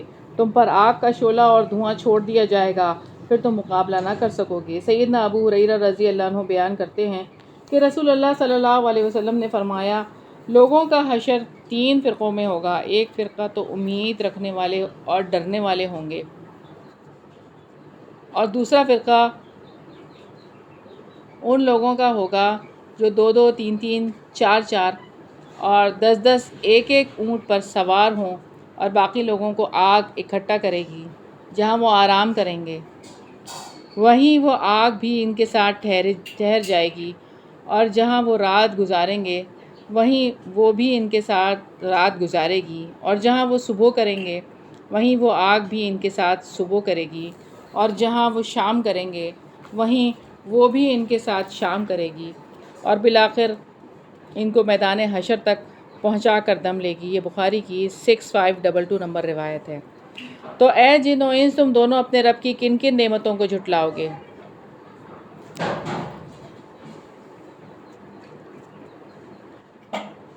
پھر جب آسمان پھٹ جائے گا تو وہ سرخ چمڑے جیسا سرخ ہو جائے گا۔ تو اے جن و انس تم دونوں اپنے رب کی کن کن نعمتوں کو جھٹلاؤ گے؟ فَيَوْمَئِذٍ لَا يُسْأَلُ عَن ذَنبِهِ إِنسٌ وَلَا جان، پھر اس دن نہ کسی انسان سے اور نہ کسی جن سے اس کے گناہ کا پوچھا جائے گا۔ تو اے جن و انس تم دونوں اپنے رب کی کن کن نعمتوں کو جھٹلاؤ گے؟ مجرموں کو ان کی علامت ہی سے پہچان لیا جائے گا، پھر انہیں ان کی پیشانی کے بالوں اور قدموں سے پکڑا جائے گا۔ استغفر اللہ۔ تو دوزخ کے فرشتے ان کے قدموں کو پیشانی کے پاس لا کر جکڑ دیں گے اور دوزخ میں دھکیل دیں گے۔ سیدنا ابن عباس رضی اللہ عنہما فرماتے ہیں کہ ان کی پیشانیوں اور پیروں کو پکڑ کر لکڑی کی طرح توڑ کر جہنم میں جھونک دیا جائے گا۔ استغفر اللہ۔ اللہم اجرنا من النار، اللہم اجرنا من النار۔ تو اے جن و انس تم دونوں اپنے رب کی کن کن نعمتوں کو جھٹلاؤ گے؟ ھذہ جہنم التی یکذب بہا المجرمون، یہ وہی جہنم ہے جس کو مجرم لوگ جھٹلایا کرتے تھے، اس کے اور کھولتے گرم پانی کے درمیان میں وہ چکر کھاتے رہیں گے۔ پس اے جن و انس تم دونوں اپنے رب کی کن کن نعمتوں کو جھٹلاؤ گے؟ رکوع نمبر 13 ہے وَلِمَنْ خَافَ مَقَامَ رَبِّهِ جَنَّتَانِ، اور جو اپنے رب کے سامنے کھڑا ہونے سے ڈر گیا اس کے لیے 2 باغ ہیں، ایک جنت عدن اور دوسری جنت نعیم، یا ایک بلند دوسرا پائیں باغ، یا ایک روحانی اور دوسرا جسمانی باغ، یا ایک مردانہ باغ اور دوسرا زنانہ باغ، ایک اطاعت کے بدلے میں اور دوسرا ترک معصیت کے بدلے میں، ایک باغ صحت عقیدہ کے بدلے میں اور دوسرا نیک عمل کے بدلے میں۔ تو یہ سارے معنی 2 باغوں کے مفسرین نے کیے ہیں، واللہ عالم۔ تو اے جن و انس تم دونوں اپنے رب کی کن کن نعمتوں کو جھٹلاؤ گے؟ ذواتا افنان، دونوں ہی بہت شاخوں والے ہیں۔ تو اے جن و انس تم اپنے رب کی کن کن نعمتوں کو جھٹلاؤ گے؟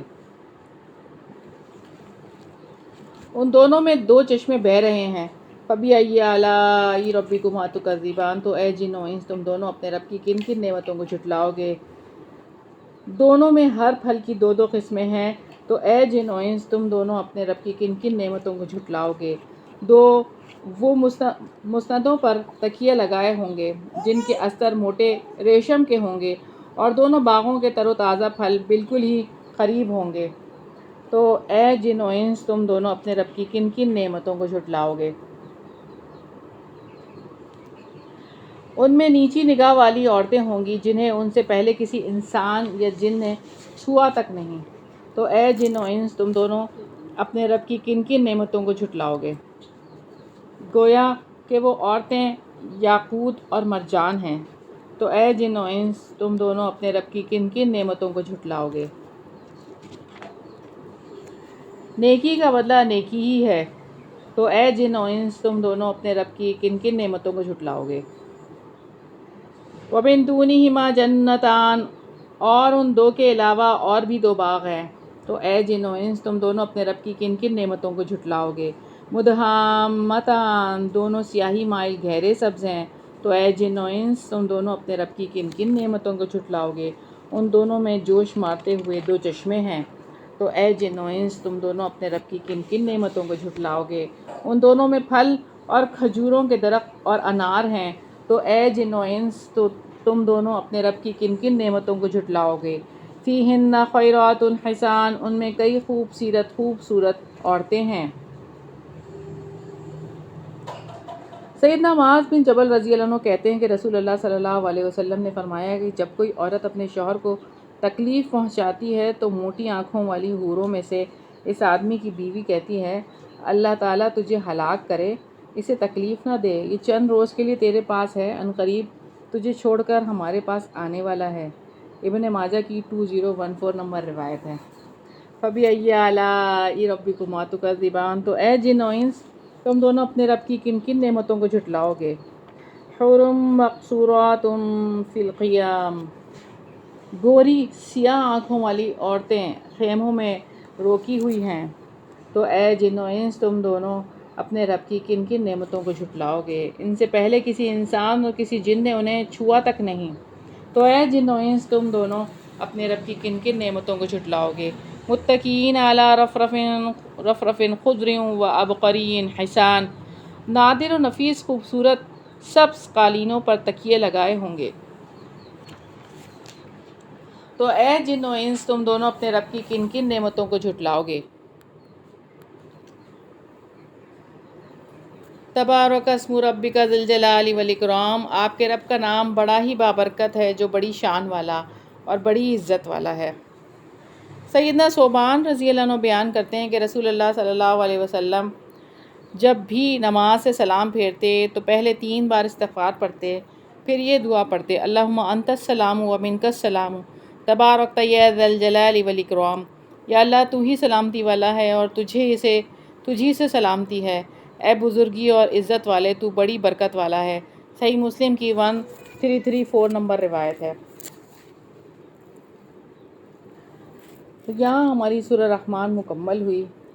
اللہ تعالیٰ کی نعمتوں کو یاد کرنے سے غم دور ہوتے ہیں، تو یہ صورت اللہ تعالیٰ کی نعمتوں کے بارے میں ہے اور اسی سے بیماریاں بھی دور ہوتی ہیں۔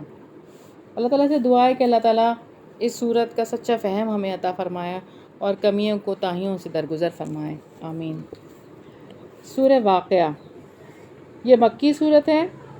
اس کے 3 رکوع اور 96 آیات ہیں۔ مصحف میں ترتیب کے اعتبار سے یہ 56 اور نزولی ترتیب کے اعتبار سے یہ 46 صورت ہے۔ سیدنا عبداللہ بن عباس رضی اللہ عنہ بیان کرتے ہیں کہ سیدنا ابو بکر رضی اللہ عنہ نے عرض کی، اے اللہ کے رسول صلی اللہ علیہ وسلم، آپ تو بوڑھے ہو گئے۔ آپ صلی اللہ علیہ وسلم نے فرمایا کہ مجھے سورہ ہود، سورہ واقعہ، سورہ مرسلات، سورہ نبا اور سورہ تکویر نے بوڑھا کر دیا۔ ترمذی کی 3297 نمبر روایت ہے۔ رکوع نمبر 14 ہے، بسم اللہ الرحمن الرحیم۔ اذا وقعت الواقعہ، جب واقع ہونے والی واقع ہو جائے گی۔ اس کے واقع ہونے میں کوئی جھوٹ نہیں۔ خافضۃ الرافعہ، پست کرنے والی بلند کرنے والی ہے۔ جب زمین سخت ہلا دی جائے گی۔ وبست الجبال بسا، اور پہاڑ ریزہ ریزہ کر دیے جائیں گے، خوب ریزہ ریزہ کیا جانا، چنانچہ وہ اڑتا ہوا غبار بن کر رہ جائیں گے۔ وکنتم ازواجا ثلاثہ، اور تم 3 قسموں میں تقسیم ہو جاؤ گے۔ فاصحاب المیمنۃ ما اصحاب المیمنہ، پس دائیں ہاتھ والے کیا ہی خوب ہیں دائیں ہاتھ والے، اور بائیں ہاتھ والے کیا ہی برے ہیں بائیں ہاتھ والے۔ والسابقون السابقون، اور جو سبقت لے جانے والے تو سبقت لے جانے والے ہی ہیں، یہی لوگ مقرب ہیں۔ اولئک المقربون فی جنات النعیم، نعمت بھری جنتوں میں ہیں۔ ثلۃ من الاولین، پہلے لوگوں میں سے بڑی جماعت ہے۔ سیدنا عمران بن حسین رضی اللہ عنہ بیان کرتے ہیں کہ رسول اللہ صلی اللہ علیہ وسلم نے فرمایا کہ میری امت کا سب زمانوں سے بہتر زمانہ میرا زمانہ ہے، پھر ان لوگوں کا جو اس زمانے کے بعد آئیں گے، پھر ان لوگوں کا جو اس زمانے کے بعد آئیں گے۔ بخاری کی 3650 نمبر روایت ہے۔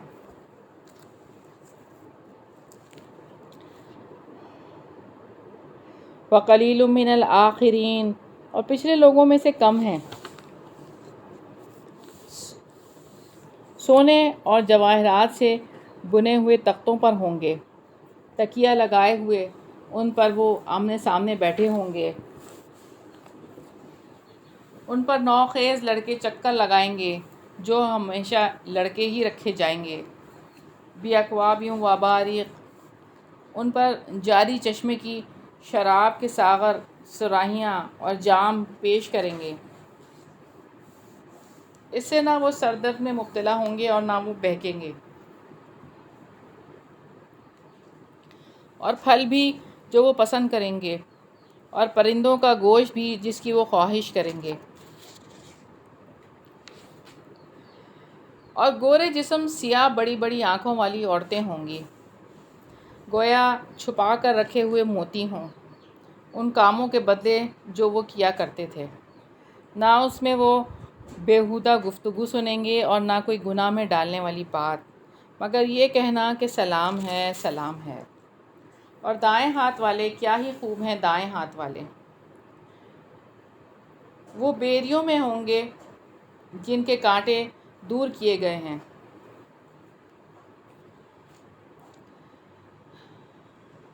یعنی بیری کے کانٹے اور ردی قسم کی ضرر رسا شاخیں تراش دی گئی ہوں گی، اور ان کی جگہ نہایت لذیذ پھل لگا دیے گئے جائیں گے، گہرا سایہ ہوگا اور راحت ہوگی، اور بیری کے درخت کے خواص میں جو شمار ہوتے ہیں وہ ساری چیزیں، اور تہ بتہ لگے ہوئے کیلوں میں ہوں گے اور پھیلی ہوئی چھاؤں میں، اور ایسے پانی میں جو گرایا جا رہا ہے، اور کثیر پھلوں میں، نہ ختم ہونے والے اور نہ روک دیے جانے والے، وفروش مرفوعہ، اور بلند مسندوں پہ، بلا شبہ ہم نے انہیں نئے سرے سے پیدا کیا ہے، پس ہم نے انہیں کنواریاں بنایا ہے، عرباً اترابا، شوہر کی محبوب ان کی ہم عمر ہیں، دائیں ہاتھ والوں کے لیے ہوں گی۔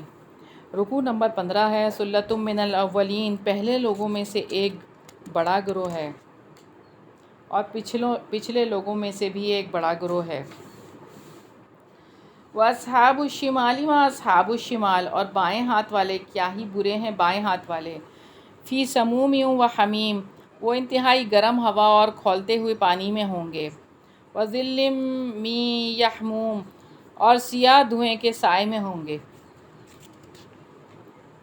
نہ ہی ٹھنڈا ہے اور نہ ہی باعزت ہے، اس سے پہلے بلا شبہ وہ نعمتوں میں پالے ہوئے تھے،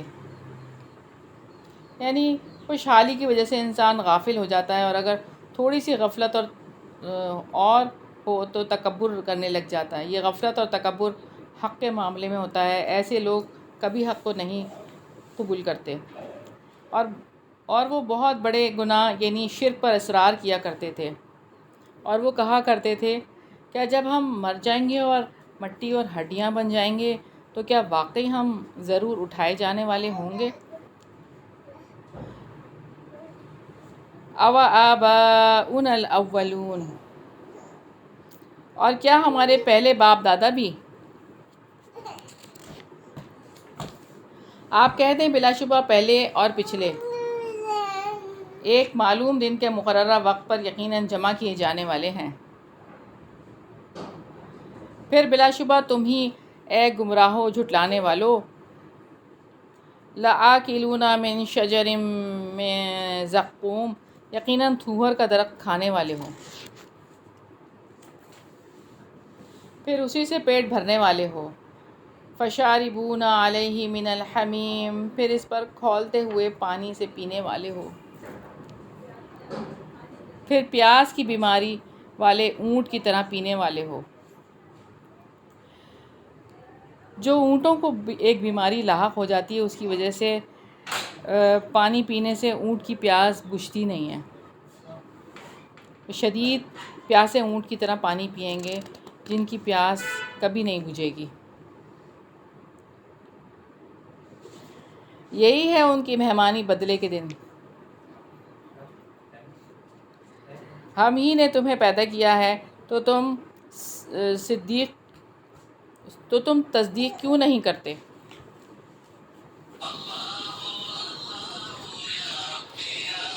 تو کیا تم نے دیکھا کہ جو نطفہ تم ٹپکاتے ہو کیا تم اسے پیدا کرتے ہو؟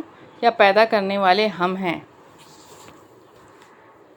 ہم نے تمہارے درمیان موت کا وقت مقرر کیا ہے اور ہم ہرگز عاجز نہیں ہیں اس سے کہ تمہاری جگہ تم جیسے اور پیدا کر دیں اور تمہیں نئے سرے سے اس شکل میں پیدا کر دیں جسے تم نہیں جانتے، اور بلا شبہ یقیناً اپنی پہلی پیدائش کو تم جانتے ہی ہو، تو کیوں نہیں تم سبق حاصل کرتے؟ افرأیتم ما تحرثون، کیا تم نے دیکھا جو کچھ تم بولتے ہو؟ کیا تم ہی اس کو جو کچھ تم بوتے ہو، کیا تم ہی اس کو اگاتے ہو یا اگانے والے ہم ہیں؟ اگر ہم چاہیں تو ضرور اس کو ریزہ ریزہ کر دیں، پھر تم تعجب سے باتیں ہی بناتے رہ جاؤ۔ یقیناً ہم پر تو ضرور تاوان ڈال دیا گیا، بلکہ ہم بالکل ہی محروم رہ گئے۔ افرأیتم الماء الذی تشربون، تو کیا تم نے دیکھا وہ پانی جو تم پیتے ہو؟ کیا اسے بادلوں سے تم نے نازل کیا ہے یا اس کے نازل کرنے والے ہم ہیں؟ اگر ہم چاہیں تو اسے سخت کھاری بنا دیں، پھر تم کیوں شکر ادا نہیں کرتے؟ تو کیا تم نے وہ آگ دیکھی ہے جو تم سلگاتے ہو؟ کیا تم نے اس کا درخت پیدا کیا یا پیدا کرنے والے ہم ہیں؟ نحن جعلناها تذکرۃ ومتاعا للمقوین، ہم ہی نے اسے نصیحت اور مسافروں کے لیے فائدے کی چیز بنایا ہے۔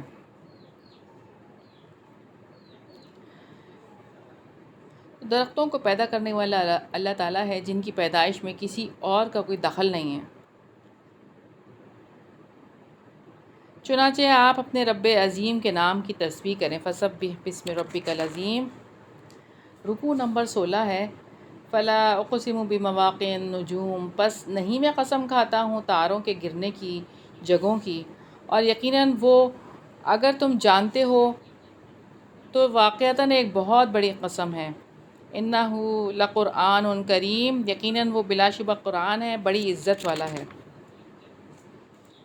ایک ایسی کتاب میں جو چھپا کر رکھی گئی ہے، جسے پاک کیے گئے فرشتوں کے سوا کوئی نہیں چھو سکتا۔ ایک یہ کہ پاکیزہ لوگوں سے مراد فرشتے ہیں، یعنی یہ کتاب قرآن کریم لوح محفوظ میں ثبت ہے اور وہاں سے پاکیزہ فرشتے ہی اسے لا کر رسول اللہ صلی اللہ علیہ وسلم تک پہنچاتے ہیں۔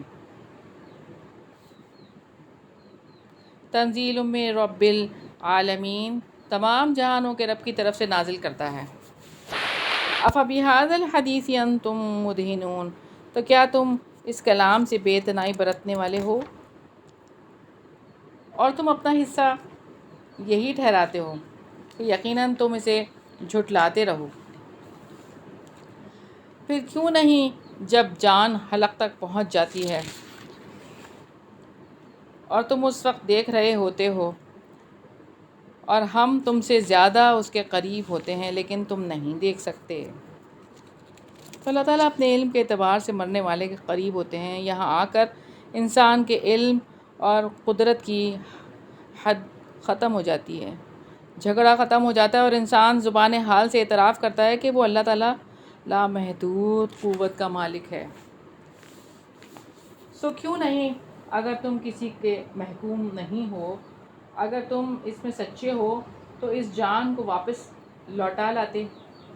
پھر اگر وہ مقربین میں سے ہے، فرح و ریحان و جنت نعیم، تو راحت اور خوشبودار پھول اور نعمت والی جنت ہے۔ اور اگر وہ دائیں ہاتھ والوں میں سے ہو تو سلام ہے تجھ پر کہ تو دائیں ہاتھ والوں میں سے ہے، اور اگر وہ جھٹلانے والے گمراہ لوگوں میں سے ہوا تو کھولتے ہوئے پانی سے ضیافت ہے۔ استغفر اللہ، اللہم اجرنا من النار، اور جہنم میں داخل کیا جانا ہے۔ ان ھذا لہو حق الیقین، یقیناً یہی قطعی حق ہے۔ فسبح بسم ربک العظیم، چنانچہ اپنے رب عظیم کے نام کی آپ تسبیح کریں۔ سیدنا ابو ہریرہ رضی اللہ عنہ بیان کرتے ہیں کہ رسول اللہ صلی اللہ علیہ وسلم نے فرمایا، دو کلمے ایسے ہیں جو زبان پر بڑے ہلکے ہیں لیکن میزان میں بڑے بھاری اور رحمان کو بہت پیارے ہیں۔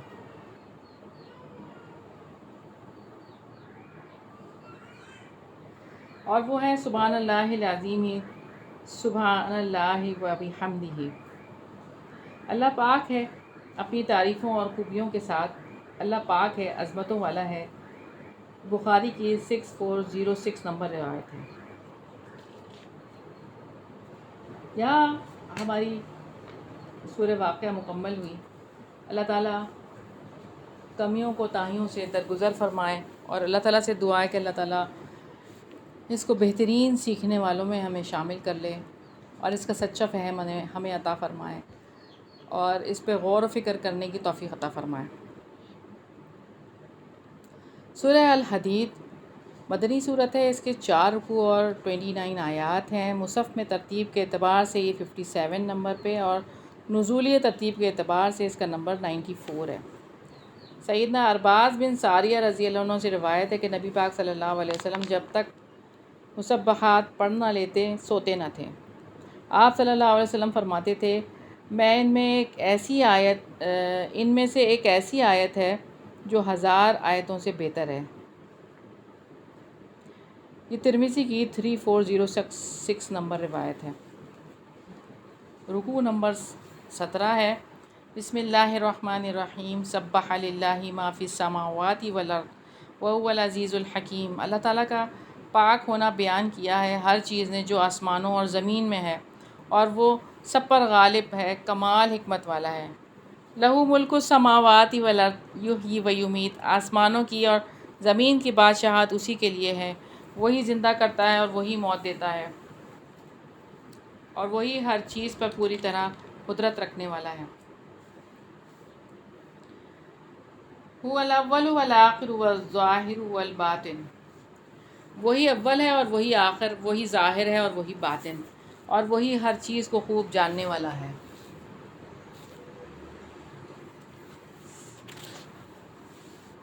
وہی ہے جس نے آسمانوں اور زمین کو 6 دنوں میں پیدا کیا، پھر وہ عرش پر بلند ہوا۔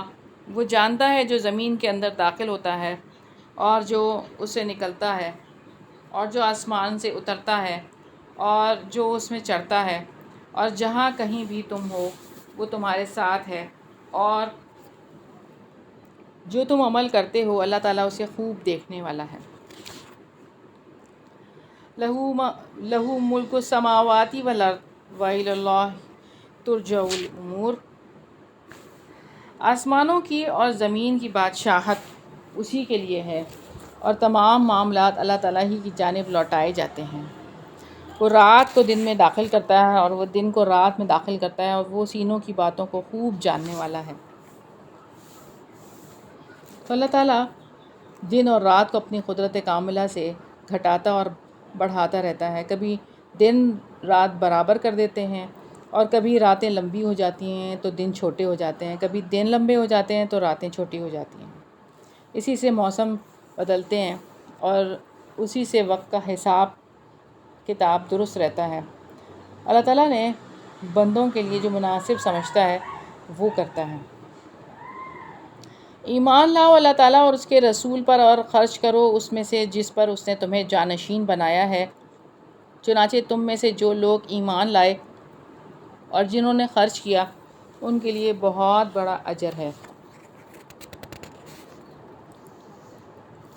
سیدنا ابو ہریرہ رضی اللہ عنہ سے روایت ہے کہ رسول اللہ صلی اللہ علیہ وسلم نے فرمایا کہ بندہ کہتا ہے میرا مال میرا مال، حالانکہ اس کے مال میں سے اس کی صرف 3 چیزیں ہیں، جو کھایا اور ختم کر لیا، جو پہنا اور پرانا کر لیا، اور جو اس نے اللہ تعالیٰ کے راستے میں دیا، اور یہ اس نے آخرت کے لیے جمع کر لیا۔ اس کے علاوہ جو کچھ بھی ہے تو وہ بندہ جانے والا اور اس مال کو لوگوں کے لیے چھوڑنے والا ہے۔ یہ مسلم کی 7422 نمبر روایت ہے۔ اور تمہیں کیا ہو گیا ہے کہ تم اللہ تعالیٰ پر ایمان نہیں لاتے، حالانکہ خود رسول تمہیں دعوت دے رہا ہے کہ تم اپنے رب پر ایمان لے آؤ، اور یقیناً اگر تم واقعی مومن ہو تو وہ تم سے پختہ عہد بھی لے چکا ہے۔ وہی ہے جو اپنے بندے پر واضح آیات نازل کرتا ہے تاکہ وہ تمہیں تاریکیوں سے روشنی کی طرف نکال لائے، اور بلا شبہ اللہ تعالیٰ تم پر بے حد نرمی کرنے والا، نہایت رحم والا ہے۔ اور تمہیں کیا ہے کہ تم اللہ تعالیٰ کی راہ میں خرچ نہیں کرتے، حالانکہ آسمانوں اور زمین کی میراث اللہ تعالیٰ ہی کے لیے ہے۔ تم میں سے جن لوگوں نے فتح کے سے پہلے خرچ کیا اور جہاد کیا وہ بعد میں عمل کرنے والوں کے برابر نہیں۔ یہی لوگ درجے میں ان لوگوں سے بہت بڑے ہیں جنہوں نے فتح کے بعد خرچ کیا اور جہاد کیا، اور اللہ تعالیٰ نے سب سے اچھے بدلے کا ہی وعدہ کیا ہے، اور جو تم عمل کرتے ہو اللہ تعالیٰ اس سے خوب باخبر ہے۔ فتح سے قبل مسلمان افرادی اور مادی طاقت کے لحاظ سے کم تھے۔ مسلمان مالی طور پر مشکلات کے شکار تھے۔ ایسے حالات میں خرچ کرنا دل گردے کا کام تھا۔ فتح کے بعد یہ صورتحال بدل گئی۔ مسلمانوں کے مالی حالات بہتر ہو گئے، مسلمانوں کی افرادی اور مالی طاقت میں بھی اضافہ ہوا۔ اس لیے اللہ تعالیٰ نے فرمایا کہ دونوں ادوار میں خرچ اور جہاد کر کے اجر پانا برابر نہیں ہے۔ رکوع نمبر 18 ہے، من ذا الذی یقرض اللہ قرضا حسنا، کون ہے جو اللہ تعالیٰ کو قرض حسنہ دے تو وہ اسے کئی گنا تک اس کے لیے بڑھا دے اور اسی کے لیے باعزت اجر ہے۔ خریم بن فاتق رضی اللہ عنہ فرماتے ہیں، رسول اللہ صلی اللہ علیہ وسلم نے فرمایا، جو شخص اللہ تعالیٰ کے راستے میں خرچ کرتا ہے اس کے لیے 700 گنا اجر لکھا جاتا ہے۔ یہ جامع ترمذی کی روایت ہے 1625 نمبر پر۔ جس دن آپ مومن مردوں اور مومن عورتوں کو دیکھیں گے کہ ان کا نور ان کے آگے آگے اور ان کے دائیں دوڑ رہا ہوگا، آج ایسے باغات کی تمہیں خوشخبری ہو جن کے نیچے نہریں جاری ہیں، ان میں ہمیشہ اس کے رہائشی ہو، یہی بڑی کامیابی ہے۔ تو اہل جنت کو اعمال نامہ بھی دائیں ہاتھ میں ہی دیا جائے گا، اور اس کی مثال یوں سمجھیے جیسے کہ ایک شخص اندھیرے میں روشنی کا کوئی آلہ ہو، جیسے کہ لیمپ یا ٹارچ یا لالٹین، عموماً اپنے دائیں ہاتھ میں لے کر چلتا ہے۔ اس کی روشنی سامنے اور دائیں ہاتھ پر تو خوب پڑتی ہے، مگر بائیں ہاتھ یا پیچھے بھی روشنی پڑتی ہے تو مگر بہت کم۔ یہی حال اس دن کا ہوگا، آگے جو روشنی پڑے گی اس کا تعلق دل سے ہے۔ جس قدر کسی کا دل ایمان کی پختگی اور اس کے نور سے منور ہوگا، اتنی ہی زیادہ اس کے آگے روشنی ہوگی، اور دائیں طرف کی روشنی کا تعلق اس کے اعمال صالحہ سے ہوگا۔ جس دن منافق مرد اور منافق عورتیں ایمان والوں سے کہیں گے، ہمارا انتظار تو کرو، ہم بھی تمہارے نور سے روشنی حاصل کریں، کہا جائے گا اپنے پیچھے لوٹ جاؤ، پھر کچھ نور تلاش کرو۔ چنانچہ ان کے درمیان دیوار حائل کر دی جائے گی جس میں ایک دروازہ ہوگا، اس کے اندرونی حصے میں رحمت ہوگی اور اس کے بیرونی حصے میں اس کی طرف عذاب ہوگا۔ وہ ان کو آوازیں دیں گے، کیا ہم تمہارے ساتھ نہ تھے؟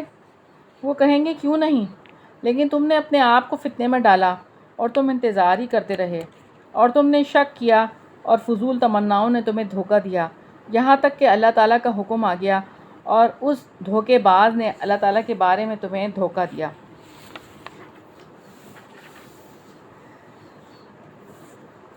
یعنی کہ تم یہ سمجھتے تھے کہ مومنوں کے مقام پر پہنچ جاؤ گے، اور تمہارا حال یہ تھا کہ تم یقین کی دولت سے تہی دامن تھے۔ سو آج نہ تم سے کوئی فدیہ لیا جائے گا اور نہ ہی ان لوگوں سے جنہوں نے کفر کیا، تمہارا ٹھکانہ جہنم ہے، وہی تمہارا دوست ہے اور وہ بہت ہی برا ٹھکانہ ہے۔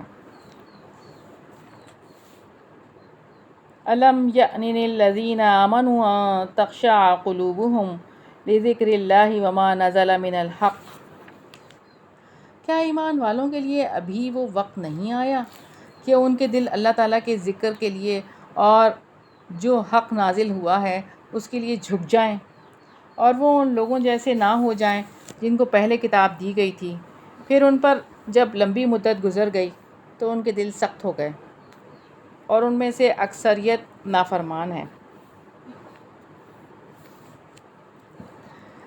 وہ اللہ تعالیٰ کی کتاب تو اس لیے آتی ہے کہ لوگوں کے دل جھک جائیں، پگھل جائیں، خشوع اختیار کریں اور کتاب کے احکامات کو مان لیں اور اس کی اطاعت کریں۔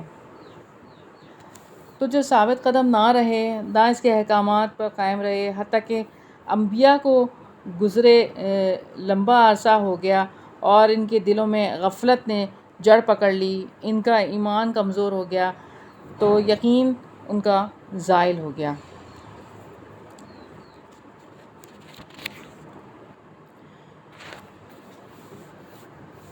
یقین جانو اللہ تعالیٰ ہی زمین کو اس کی موت کے بعد زندہ کرتا ہے۔ یقیناً ہم نے تمہارے لیے نشانیاں کھول کر بیان کر دی ہیں تاکہ تم سمجھو۔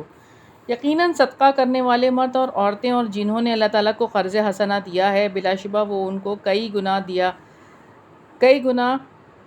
دیا جائے گا اور ان کے لیے بہت باعزت اجر ہے۔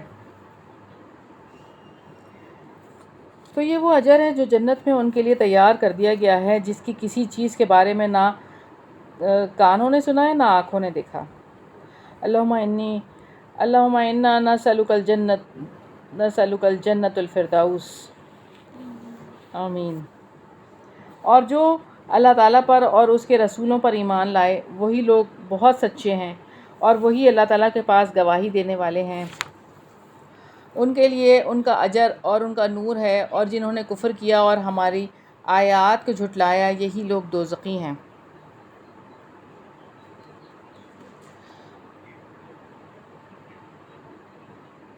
رکوع نمبر 19 ہے۔ جان لو بلا شبہ دنیا کی زندگی محض ایک کھیل،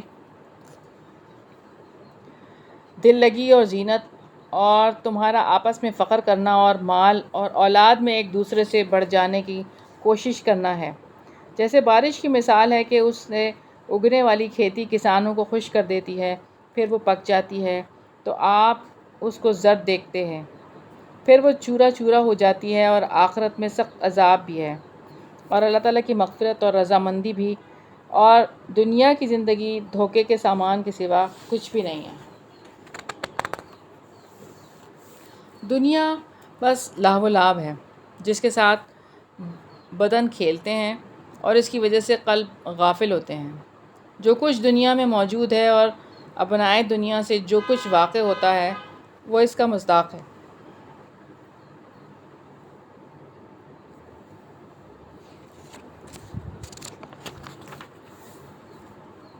دوڑو اپنے رب کی مغفرت اور اس جنت کی طرف جس کی چوڑائی آسمان اور زمین کی چوڑائی جتنی ہے، ان لوگوں کے لیے تیار کی گئی ہے جو اللہ تعالیٰ پر اور اس کے رسولوں پر ایمان لائے۔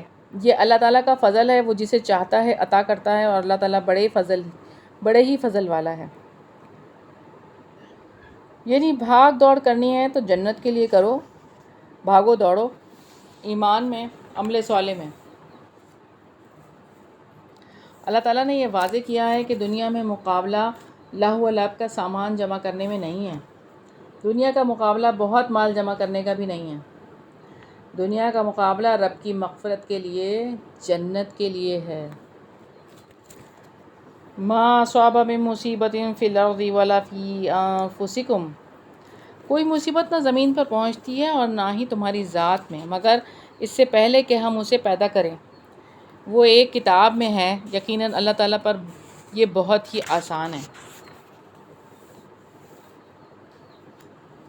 مصیبت پہنچنے پر انا للہ و انا الیہ راجعون کہنا چاہیے۔ ایک رات رسول اللہ صلی اللہ علیہ وسلم کا چراغ بجھ گیا تو آپ صلی اللہ علیہ وسلم نے فرمایا انا للہ و انا الیہ راجعون۔ آپ صلی اللہ علیہ وسلم سے کہا گیا اے اللہ کے رسول، کیا یہ بھی مصیبت ہے؟ آپ صلی اللہ علیہ وسلم نے فرمایا ہاں، جو چیز بھی مسلمان کو نقصان دیتی ہے وہ مصیبت ہے، تاکہ تم اس پر غم نہ کرو جو تمہارے ہاتھ سے نکل جائے، اور جو تمہیں وہ عطا کرے اس پر پھول نہ جاؤ، اور اللہ تعالیٰ کسی خود پسند فخر کرنے والے سے محبت نہیں کرتا۔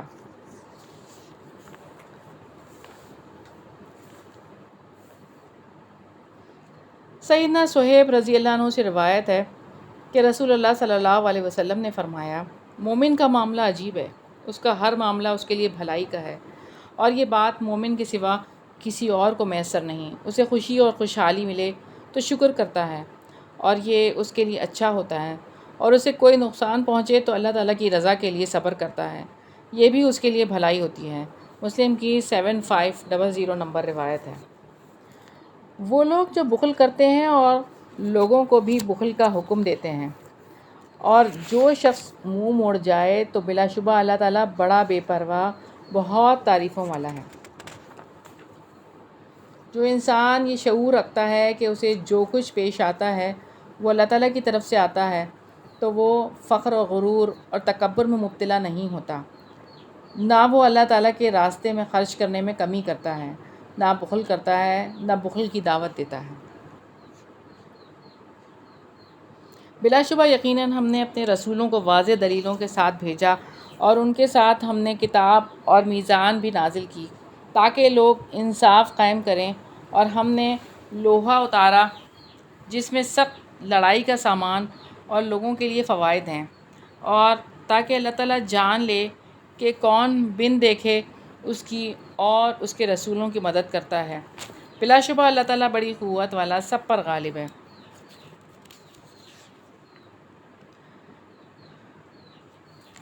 اللہ تعالیٰ نے انصاف کا حکم دے کر اپنے عزیز اور قوی ہونے کا شعور دلایا ہے کہ وہ کائنات میں خود انصاف قائم رکھے ہوئے ہے، اور اپنی قوت اور غلبے کی بنیاد پر لوگوں سے مطالبہ کرتا ہے کہ وہ بھی انصاف قائم کریں۔ رکوع نمبر 20 ہے، وَلَقَدْ أَرْسَلْنَا نُوحًا وَإِبْرَاهِيمَ وَجَعَلْنَا فِي ذُرِّيَّتِهِمَا، اور بلا شبہ یقیناً ہم نے نوح اور ابراہیم کو بھیجا، اور ہم نے ان کو ان کی اولاد میں نبوت اور کتاب رکھی، چنانچہ ان میں سے کوئی ہدایت اختیار کرنے والا تھا اور ان میں سے اکثر نافرمان ہیں۔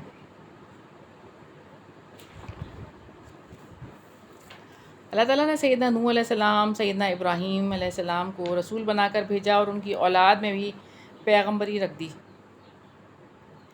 اس سے یہ پتہ چلتا ہے کہ رسالت کی حقیقت ایک ہی ہے، اور یہ بھی پتہ چلتا ہے کہ تمام رسولوں کا پیغام ایک تھا، اگرچہ پیغمبر مختلف ادوار میں آتے رہے۔ پھر ان کے نقش قدم پر ہم نے پے در پے اپنے رسول بھیجے، اور ان کے بعد ہم نے عیسیٰ ابن مریم کو بھیجا، اور ہم نے اسے انجیل عطا کی۔ جنہوں نے اس کی پیروی کی ان کے دلوں میں ہم نے نرمی اور مہربانی ڈال دی، اور رحمانیت کو انہوں نے خود ہی ایجاد کیا۔ ہم نے ان پر فرض نہیں کیا تھا، مگر اللہ تعالیٰ کی رضامندی کی طلب میں انہوں نے اسے اختیار کر لیا۔ پھر انہوں نے اس کا لحاظ نہ رکھا جیسا کہ اس کے لحاظ رکھنے کا حق تھا، تو ان میں سے جو ایمان لائے ہم نے ان کا اجر ان کو عطا کیا، اور ان میں سے اکثر نافرمان ہیں۔ جب تک وہ سیدنا عیسیٰ علیہ السلام کی شریعت پر قائم تھے، باقی لوگوں کی نسبت دل نرم تھے۔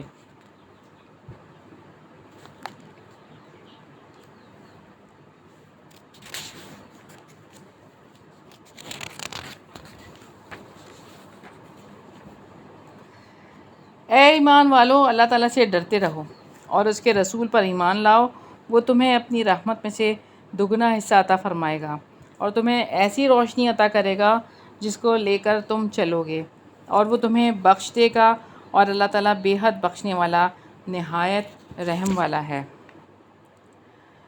تاکہ اہل کتاب جان لیں کہ وہ اللہ تعالیٰ کے فضل میں سے کسی چیز پر اختیار نہیں رکھتے، اور فضل یقیناً اللہ تعالیٰ کے ہاتھ میں ہے، وہ جسے چاہتا ہے عطا فرما دیتا ہے، اور اللہ تعالیٰ بہت بڑے فضل والا ہے۔ تو یہاں پر ہمارا پارہ مکمل ہو گیا، الحمدللہ۔ الحمدللہ الذی بنعمتہ تتم الصالحات۔